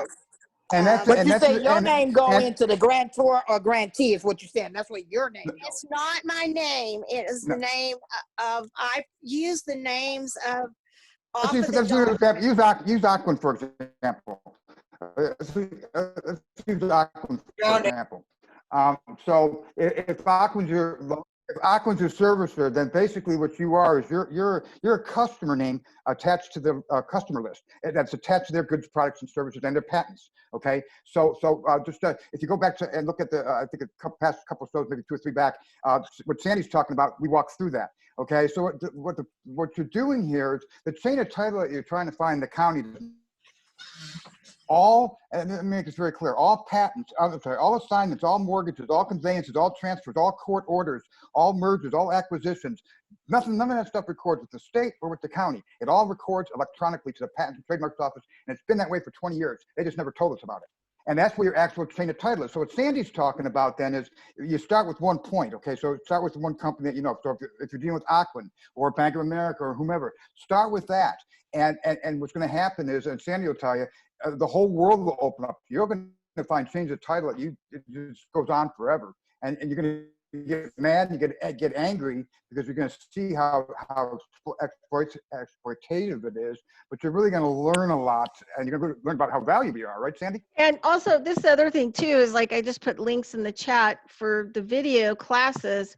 And the video classes, I put blogs. There's a blog link underneath all the classes that have the links that we showed in that class, including the ones where you go and you research different companies. So all those links and all those different places, we have done, and it's all together. So, if you have. But who is the grantor and who is the grantee? Is the company the grantee with the grantor? Whatever the contract says, if it's an agreement between Aquin and Morgan Stanley, okay? Well, here's what, okay, let me answer your question this way. This is why you got to do this exercise. What these sons of bitches did, they took both sides of the coin. So what they'll do is they'll take ABC Corporation, for instance, okay? And that'll be the grantor.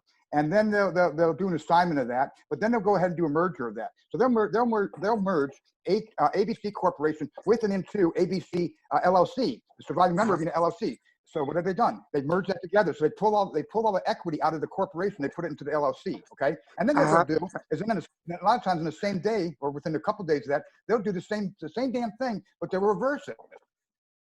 So they reverse. So they take both sides of the coin, because you got to remember something.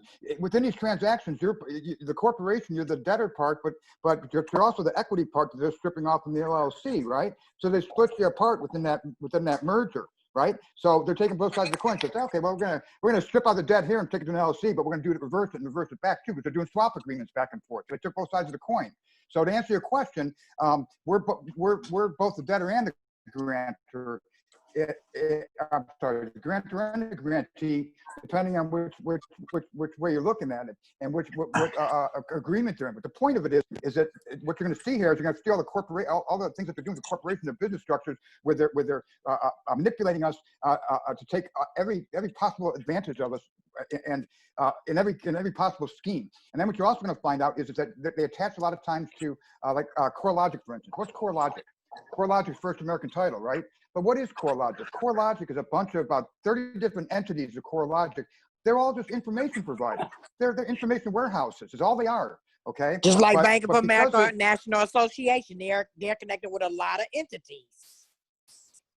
Yes. Now, okay. Now, another thing you'll find in here, you'll find out. Now, I'm going to use HSBC because I don't know about Bank of America offhand, but HSBC, for instance, HSBC has HSBC Bank USA, National Association, but then there's also HSBC Bank NA. Then there's also HSBC Bank,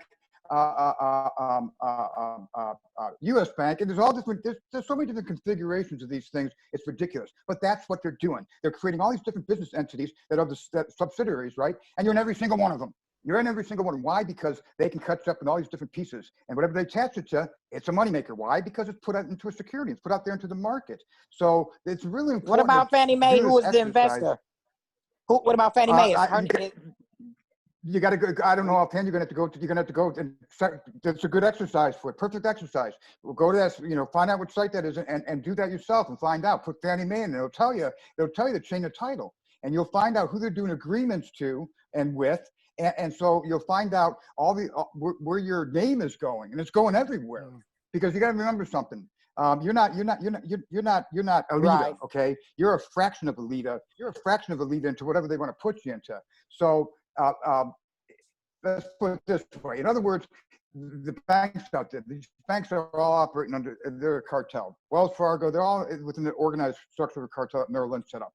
But when say Aurora Loan Servicing does a letter of bailment to say Wells Fargo and wants to sell them a bill of goods, say a listing of loans, there's names, right? Just people's names and amounts of loans, and they'll send it to Wells Fargo and say, well, here, look at this name. Here's the list of loans we want to sell you. If you want to purchase them, then remit the price back to us. But in the meantime, just book them on your accounts as if they're your own assets. So what are they telling them? They're saying, okay, well, go ahead and book it for full value. If it's $500,000 on the bailment list or the customer list, let's book it.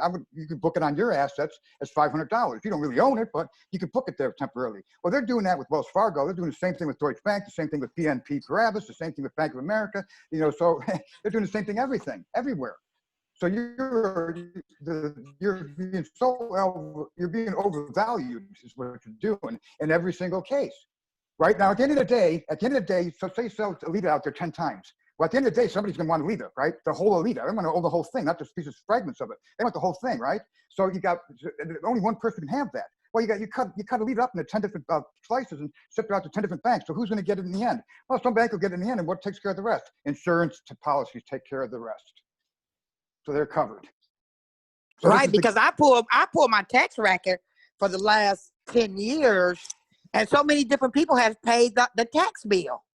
Yes. And CoreLogic is one of them. Yes, because CoreLogic is controlling electronic titles. Okay, we're not dealing with there's no documentary title doesn't exist anymore. Everything's an electronic title because it's a piece of a title. It's not a whole title.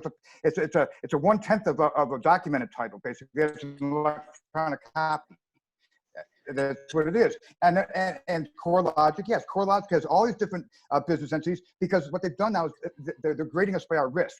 Okay, so anytime this is where I can't get ahead on this stuff.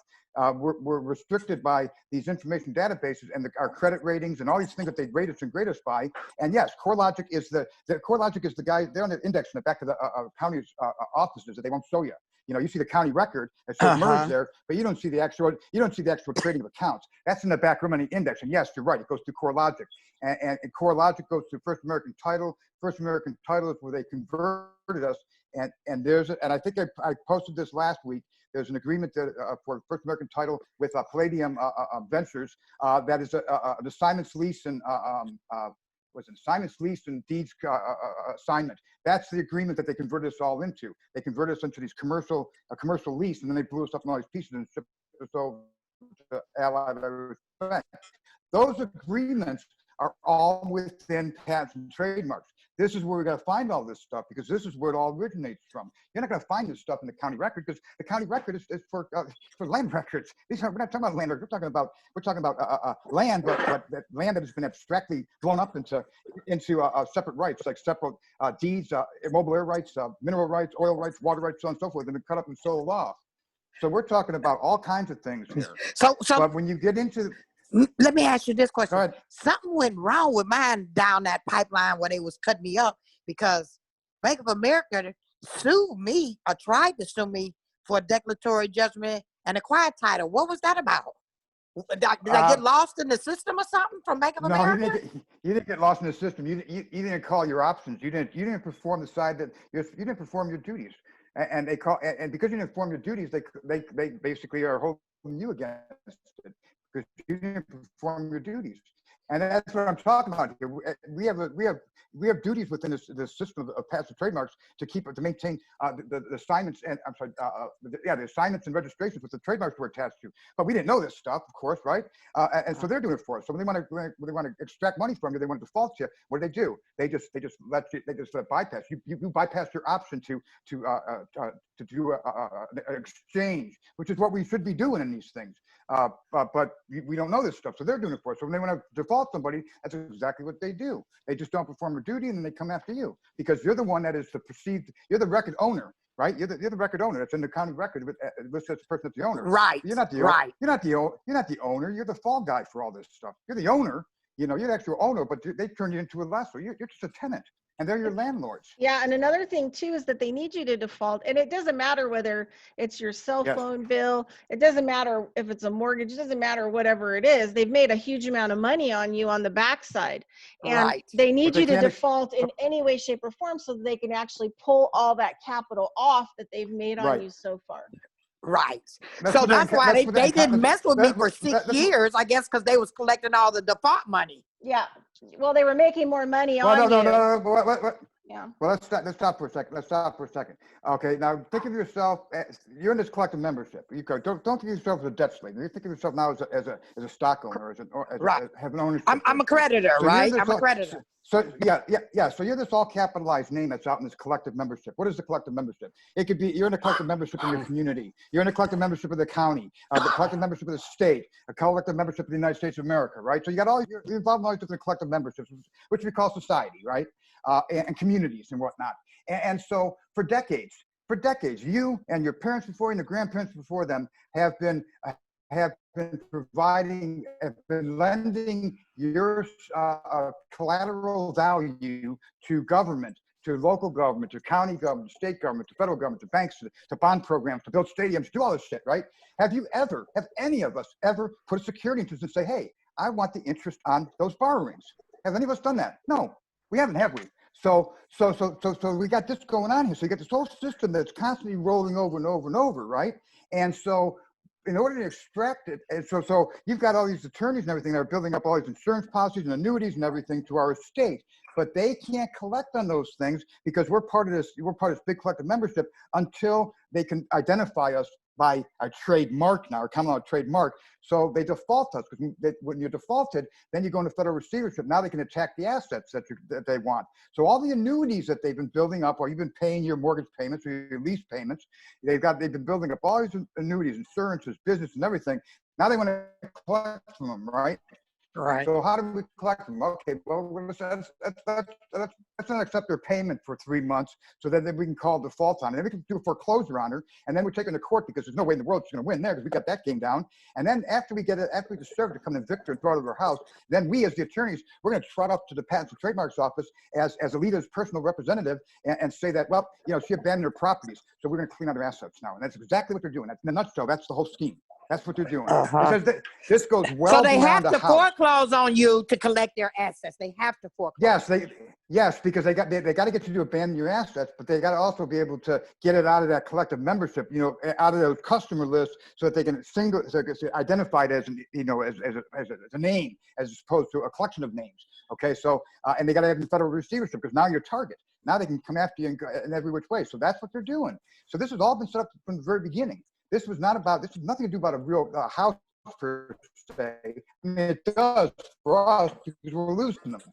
But it goes much beyond that. We got to Because I heard even after they foreclosed on you, they still collect on you too. After they foreclose, they still collect on you. Because there's indentures. It's called an indenture agreement. And these indenture agreements are recorded under patents and trademarks and the SEC as well.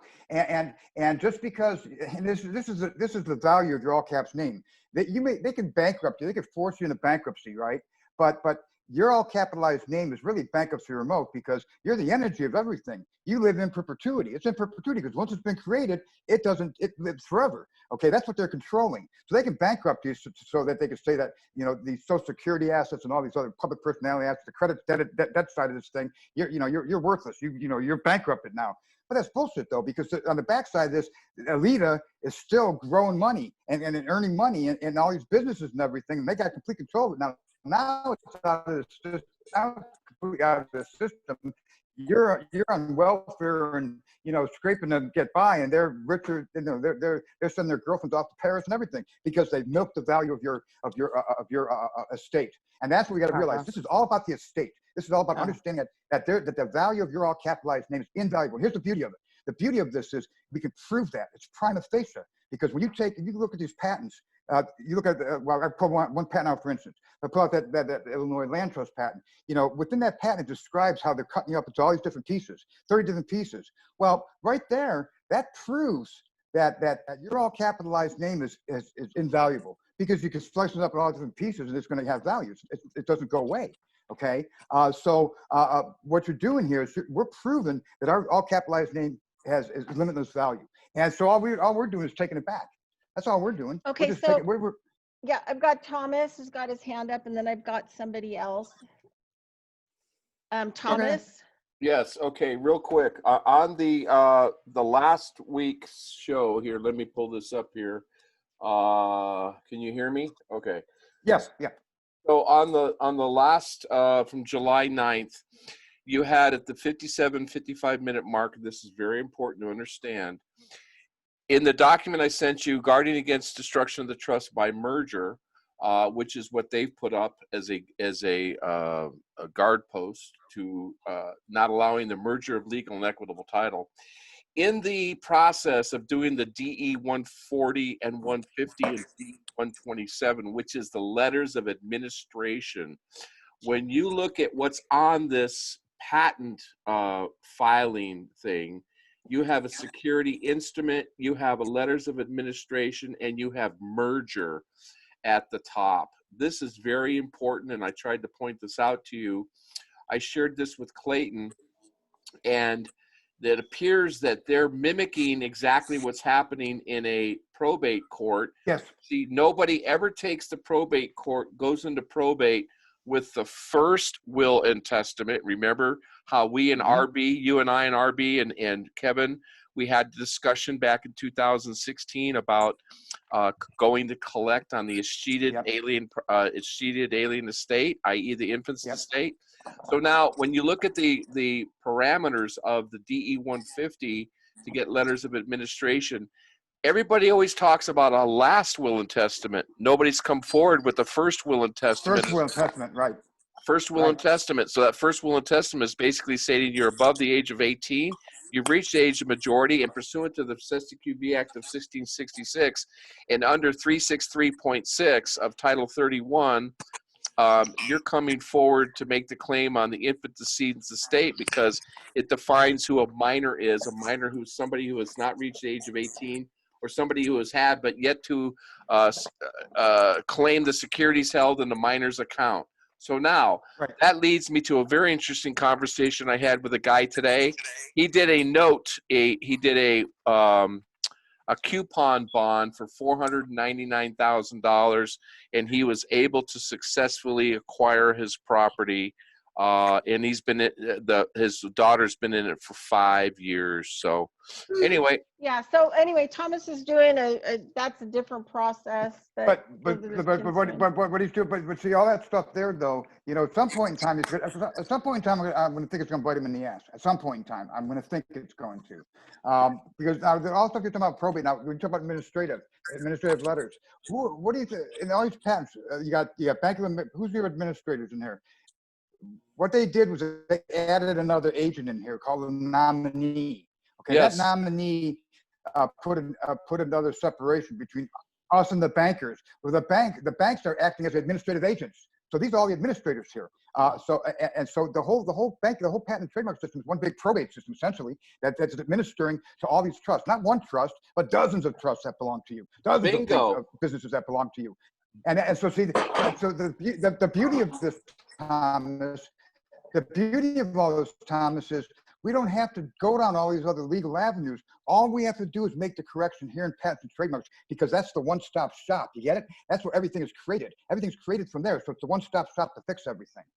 So that's going to trigger forensic audit on all the assets, and then the Office of Foreign Asset Control through the former Office of Alien Property Custodian has to forward those assets to you in the form of a Treasury Direct account with a specific card to allow you to do commendation. I don't want those. I don't want any of those accounts. I don't want any of them because I know. Look at HSBC. HSBC was funding a Mexican drug cartel. I don't want any of those assets. I don't want to be tied to any of those assets. Those assets are tied to Sharia law. I don't want any of that stuff. I'm going to give it to Treasury. I'm going to give it to them. Here, have fun with it. I'm giving you a gift.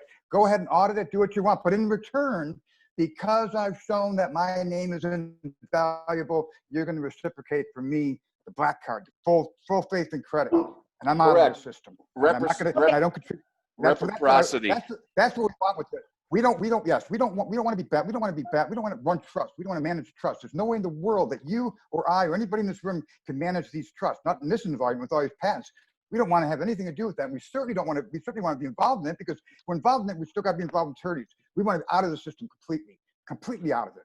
Assign the reversionary interest to the Treasury Department for the reduction of the national debt, and then release the black card to go ahead and conduct your business. Yep. Essentially that's right. And that's a very good deal. I mean, that's a great deal. It's the most patriotic thing you can do, is it not? Yep. Because usually the limit's about $10,000 a day. Yep. Okay. So anyway, I've got one more person, and then this will be the last question, and so we can tie it up and we can head out. And it's Mactero. Hopefully I got that right. And you're muted, so you can unmute. Matero. I don't know. Here, let me unmute them just in case they're having trouble. Okay. Go ahead. I just have one more question. So are you saying we have to go down to the office, or we can do it from the computer? No. Okay, I can't unmute Mactero. You do it all electronically. Everything's done electronically. We talked about that last class. Okay. So we don't have to go down to the patent office. We can do it from our computer. Nope. We can't do it from. It's got to be done electronically. That's yeah. It has to be done by your computer. Because you know what? Because that's the problem here. The problem is we want to be born again into the digital system. This whole system operates within this interstitial layer of automation that runs everything, right? Banking, government, all these things. That's where they're running their scams and everything through. So that's what we got to call bullshit on. That's the only place to call bullshit on. You can't go to county government or county employees and talk to them about why, because they're incompetent. They have no idea what's going on. They don't even know the truth that's going on. So we want to record within this electronic, this interstitial system where everything is done by artificial intelligence and by the patent and trademarks and all the agreements they're under, so that everything operates automatically. Get it this way? This way, guess what? Nobody has to take any kind of like the Commissioner of Patents and Trademarks doesn't have to talk to you personally, so they don't have to worry about taking any kind of liability for it. They're just correcting it within the electronic record, which is their arm's length distance. You see what I'm saying? They're brilliant. Okay. Pretty smart. Oh, okay. So I think Matero got his or she got his got their microphone open. Okay, go ahead. It's your turn. Sorry, it's a he. Well, I was just thinking, as to what Ken is talking about, and my lease. I'm renting, and my lease came to mind. And the last lease I had with the landlord, I think it had some form of a promissory note in there, indicating that I promised to pay whatever. And he came with a new lease, and I had to sign the new lease. And I asked him for the previous lease, because I asked him to he was supposed to return it. So he told me he did not have it and he destroyed it. So I find that very strange. So in my mind, I'm thinking probably because he has the building on mortgage. So I'm thinking he probably assigned that lease to his mortgage servicer or whatever. And my name got into on that lease and stuff like that. Yep, it got cut up and it got sold to anonymous investors. Is what they did. You got anonymous investors that have rights in that thing. They don't have rights in your property or your name. They have rights in a portion of it. And when he says that they destroyed it, what he's saying to you is he's saying in a roundabout way, you don't have rights to see it. Is what he's saying. So see now going through what we're doing here, now you get all your rights back, because all those powers of attorney that everybody's impersonating you. You got all these impersonators on top of us. You got to get rid of all these impersonators, because that's what's keeping us from the information. And that's what these patents are all about. It's all about information. Who has access to it? How do they have access to it? When do they have access to it? And how can they manipulate it and change it? And that's what this is all about. That's what everything is about. So. And right now we have no control. So you have no control. You have no rights over anything. None of us do. That's why we have to do what we do here, so we can get rid of all these interlopers and get rid of all these intermediary interests that are in there. So the electronic system itself can make those corrections, because we're making the correction, right? We're correct. Go ahead. Do you not think that they're going to come after us for what? Abstract of justice? I heard that happened to somebody that did a patent on their property. They threw them in jail for abstract of justice. Well, because they didn't do the process right. That's land patent. They probably did a land patent and things of that nature. Oh, okay. This is a different thing. You're not, if you're going to go start leading judges or using the birth certificate to try to make claims to the birth certificate, you're going to go to jail, because you got to clear the derivative name first, which is that public personality, the first, middle, initial, last. You got to kick out all the interlopers, get rid of all the licenses, take control of that, and then by the operation of law, all title reverts back to the original title holder, which is who? You. Okay. That birth certificate. That's where that comes into play. Yes. People want to keep going after that birth certificate. Forget the birth certificate. Take care of the public personality first, because, like I said, by operation of law, that'll cure itself. You got to take care of that first. That will be some specific form you should register with the patent office. So isn't that the first thing first? You should merge your different, trade names into one. You do that, yes. But the first thing you got to do is you got to take assignment of it back. You got to correct the assignment first. So what we have, what Bridget did, and what Sandy's done yet. But the first two findings you're going to do are going to be an assignment to trademark or patent, so you can secure the rights back to that. And then after that, then you file the merger, and that merger is going to be you're merging Kenneth W. Well, my example, Kenneth W. Dost with and into Kenneth William Dost, the survivor being Kenneth Dost.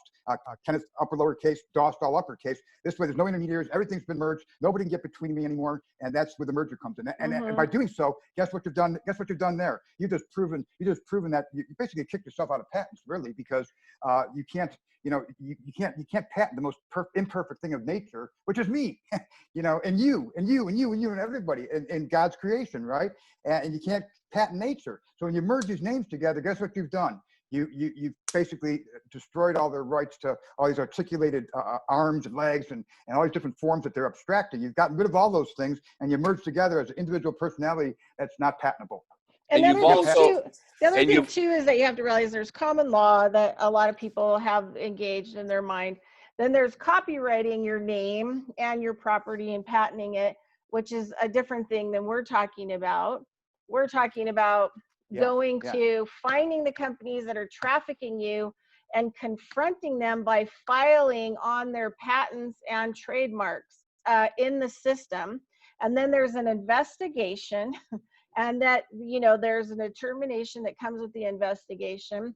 And then, and then through that process, and then you'll go in and you'll actually put your names together in the copy, patent, and trademark standing as well. So the thing is like, you don't want to, like Ken said early on in these classes, that you don't want to copy or patent or trademark your name.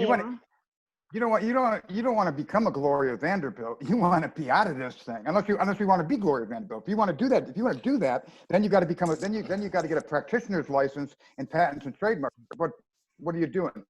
Now you're a secured party creditor that's been updated 20 years into this modern system, and you're gonna have a hard time doing it because you got a lot of competition there. And so no, you do not want to become a Gloria Vanderbilt. You're basically saying, you know what? I'm not getting anything out of this collective membership. I'm pulling all my assets out of it and I'm going home.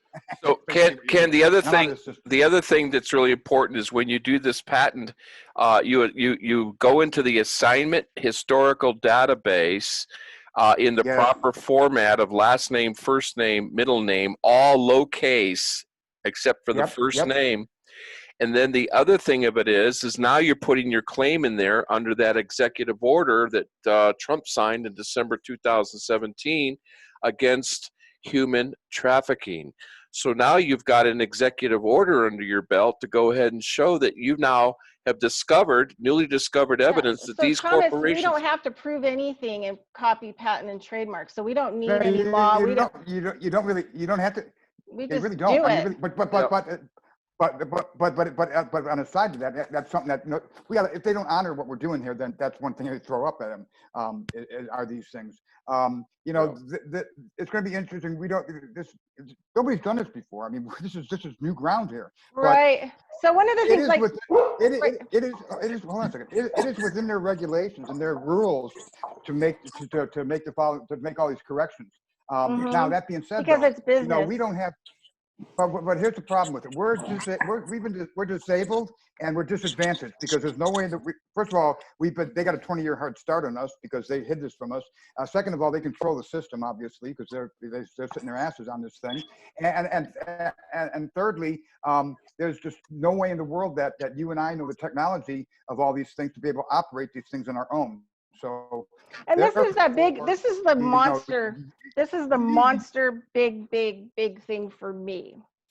I haven't gotten it all done. I still haven't gotten the patents done. I did the trademark part. I haven't got my stuff in the mail back yet with all the stamps and blah, blah, blah, blah. But it will be the first actual legitimized document that I can actually use on anything and anyone, because it actually shows my capitalized name, and then it also shows my upper and lowercase name also within the same document, and it also shows a lot of that information. So there's not one place, like when I was doing a lot of common law stuff, you have to go find people that you can pay to actually put out your public information. It has to sit 7 days publicly, blah blah blah blah blah, and you had to pay people for this. Well, not everybody is going to be able to find that information. And so I never could actually file my documents and paperwork to where I got a return response. The trademarks is the first time in my entire life that I got to say, this is who I am, this is my company, this is what's going on. Hey, this is that I have all of it and I'm in control of it all, and electronically file it. They accept it. They even sent me an email saying, oh yeah, we have all your received documents that are attached to the whole thing. and then they're going to send me actual physical copies. So, I mean, it'll be the first time that I'll actually have anything legitimate other than my world passport that has my upper and lowercase name on it and my capitalized name at the same time. And here's the nice thing about that. You're getting them right at the Republic base right there at their oaths and duties right there. So you know, you guys, if you guys cause this mess, you guys, the United States Patent and Trademark Office, the federal government, legislative acts, the OCC are all responsible for these things. Okay, you fix it. I brought it to your attention. I did what I was supposed to do by taking back my property and doing what I need to do to reassign things back to me. Now it's your oath and duty to correct it all. It's the emolument of their office. They have an obligation. They have to investigate it. You put the trademarks and patents on the documents and you said, look, I'm being trafficked here, right? This is where I'm being trafficked. I'm attaching myself to that trademark of that company, and then I'm filing it. And then they have to investigate it. Well, they're not really investigating. They're looking at to make sure that the filing is not fraudulent, that it's illegal filing, that what you're doing is lawful. And then when they determine that, then they're recorded publicly. When recorded publicly, then you're good to go. So you have a legal document there that's been approved. And that's a very powerful thing. You could take it to a county, that's your enforcement instrument right there. Yeah. And then it is investigated further by audits when it gets into Treasury. Right, but it's the first electronic, filing that I've ever was. I mean, I've tried to file documents for the last 20 years, and they always are getting tossed out. So the thing is like I'm in their system. Yeah, I'm in their system, in their way, and that's it. These people are guilty of emolument of statutable plunder underneath the oath of their office, and if they don't have, you're never going to prove that. How are you going to prove that when they won't accept your legal documents? Yeah, under common law, they're not going to take your documents. You're not going to be able to tell them that. But what you can do under copy patents and trademarks is you can show them that they've been impostoring you, these attorneys, because they've been signing for you and your capitalized name. So there's fraud as immediate. So when the Copies, Patent, and Trademark Office have to look through this stuff, that's what they're going to find. That's what I mean by emoluments of statutable plunder. Those the attorneys are the ones creating the emolument violations, and it's under statutable plunder. That's not see, every attorney in this country has to take an oath. Okay, so now when you have attorneys clouding the title on everything and connecting you into 5,000 different fungible agricultural commodity units and taking a little piece of that action, that's emolument of statutable plunder. They have no loyalty to you. They have no loyalty to you. They have no loyalty to the Constitution or to the people. Yeah. I mean, that's what they've done here. They parked their asses on the hub of creation, basically, of our freedoms and liberties. And then what they've done is they put a protection layer there for the banks that they're operating in collusion with. So the only way to so I would like to. So what's nice about what I would like to see happen here, as we do these things, what's going to happen? Naturally, what's going to happen is going to expose the system, is it not? And then when not all government is corrupt. Government is incompetent. And I think in my mind, when I see people, when they start getting in these patents and doing audits on these patents, there's going to be a lot of government officials that are going to be pretty damn pissed off. And I think that's when you're going to start seeing these attorneys go down at that point in time. Yeah, you're not going to do it, Thomas. They're going to do it. They're going to do it. That's my prediction. But we're doing it their way through their system. But then again, we should advocate. I mean, we should advocate that. Hey, this is proof. This is proof positive. Prima facie. These fucking attorneys got to go. They got to go. This whole thing at the bar has got to go. And you know what? This country's gone. All right, guys, I've got to get going. So we're half an hour over on this class. And this is the last class for now. I have a lot of work that I have to do in the next couple of weeks, so I don't know. Now, is there anyone that I can contact to make sure I'm on the right track? I'm doing everything right. Is there anyone that I can speak with? There's the classes. I mean, Ken, this is the thing is Ken is the first person to actually do this work, and he's still moving through the process of it. So, it's up to him if he wants to spend the time and give you his private information. Yeah, you can contact me on my Facebook page. Just hit you up on Messenger. Ken? Yeah, but go through those I prior, am. yes, go I've through those prior already. classes though I've looked too. through the videos. I'm already Okay, twice, 3 times on the video to make sure I understand okay. it. I even watched the movie that you talked about, and that's an awesome movie. With Martin. Oh yeah, Bridget, if we could talk about that one, we could talk about that for 1 second, Bridget, before you go. I'm glad you did watch it. I'm glad you brought that up too. If you haven't seen that movie that I posted, which was about Frank Mercado, guy's unusual. He's a peculiar character, but what they did to him in that movie, what the attorneys did to him is exactly what the attorneys are doing to every man and woman. So if you haven't seen that yet, that Frank Mercado piece, the biography, watch it. I mean, it'll really make it very clear. Yeah. Good. Okay. I guess we're done. Bridget, are you done? Anything else? Okay, yeah, so I guess if you guys have any questions, just contact Ken and he can, help you.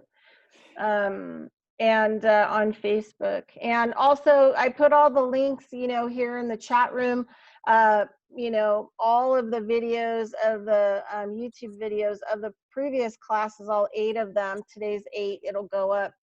But if they have links, there'll be a blog underneath that'll say blog links, and you click on that and it'll have all the links from the class, and that you can surf those links yourself and go and find all the information. You just got to go in there and you got to just start looking around. But all the links for everything's been provided. Okay. And I'm going to say one last thing. Bridget, thank you. Bridget provided the platform for this.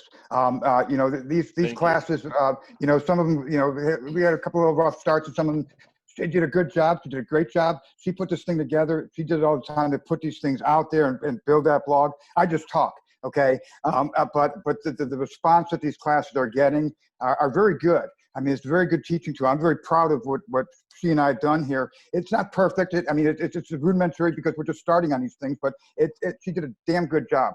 And I want to commend you for that, Bridget. I thank you for that. And I thank you too. I thank all you guys, because you given where you had no hope, nowhere to turn. You giving a person a chance to say, hey, I can get this under control, and I might, have a chance of winning what they're doing to it, because I know it's all fraud. I'm a realtor. I do contracts. I see the fraud in the contracts.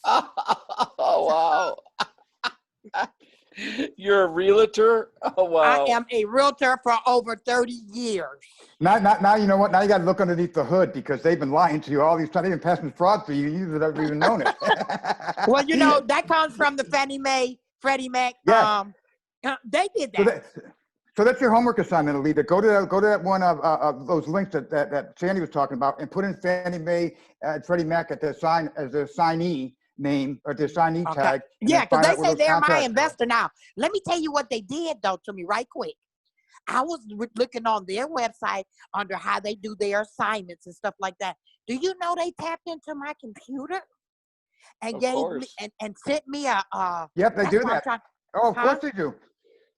Yeah. Do you know that it says know your rights? When you they tapped into it and sent me this document that said know your rights, had all my information that said, yes, Fannie Mae is your investor of your loan.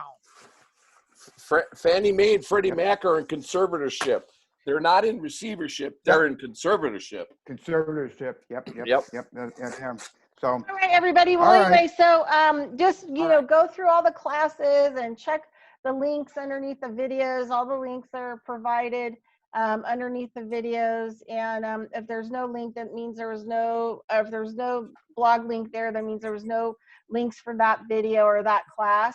And I'm just in the next couple of weeks. I just have to harvest a lot of plant medicine. I'm an herbalist, so right now I'm like in the busy part of my season. I go out and wildcraft it, so I need to take a few weeks off just to get caught up on my stuff, my work, and then we'll see if after people have marinated in all this information, then Ken wants to maybe talk about, come back on and talk about kind of the metaphysics about what is being done.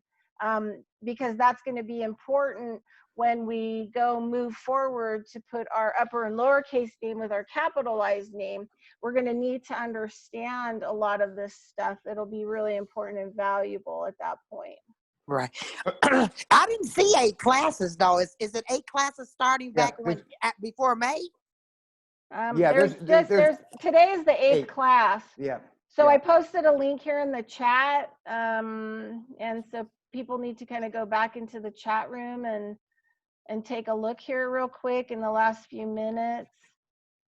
Here, let me repost this. Let me see if I can repost this. Then you could grab it.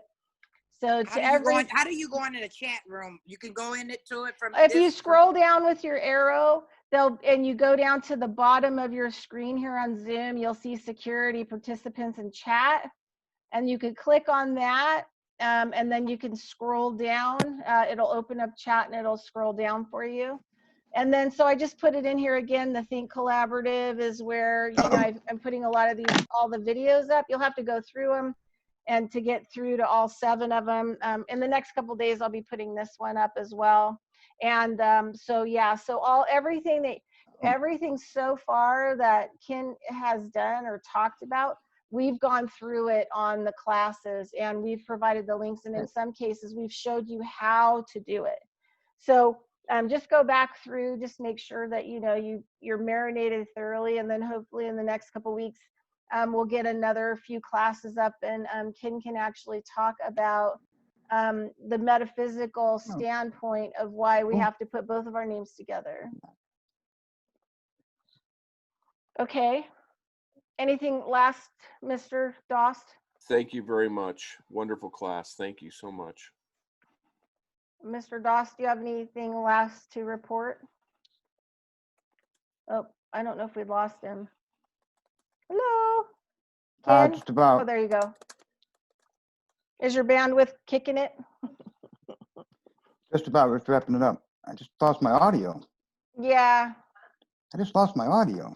Yeah. No, it's, you know, we have hackasauruses, so we can hear you, King. We can hear you. Yeah, I'm about done. I'm just wrapping it up. Okay. All right, so that's it. We're ready to go. I'm going to end meeting and look for. Uh-oh. Hello. Nope, we lost him. Uh-oh. Okay. Lost everybody. Thank you so much. Yep, thanks so much, and I'll give Ken a call and let him know. We couldn't hear him after. Okay, thanks everybody. Thank you. Have a great Bye-bye. day. Bye-bye. Good night. Okay, you too have a wonderful, blessed day. Thank you so very much. Travel Bye-bye. safe, everybody. Bye-bye.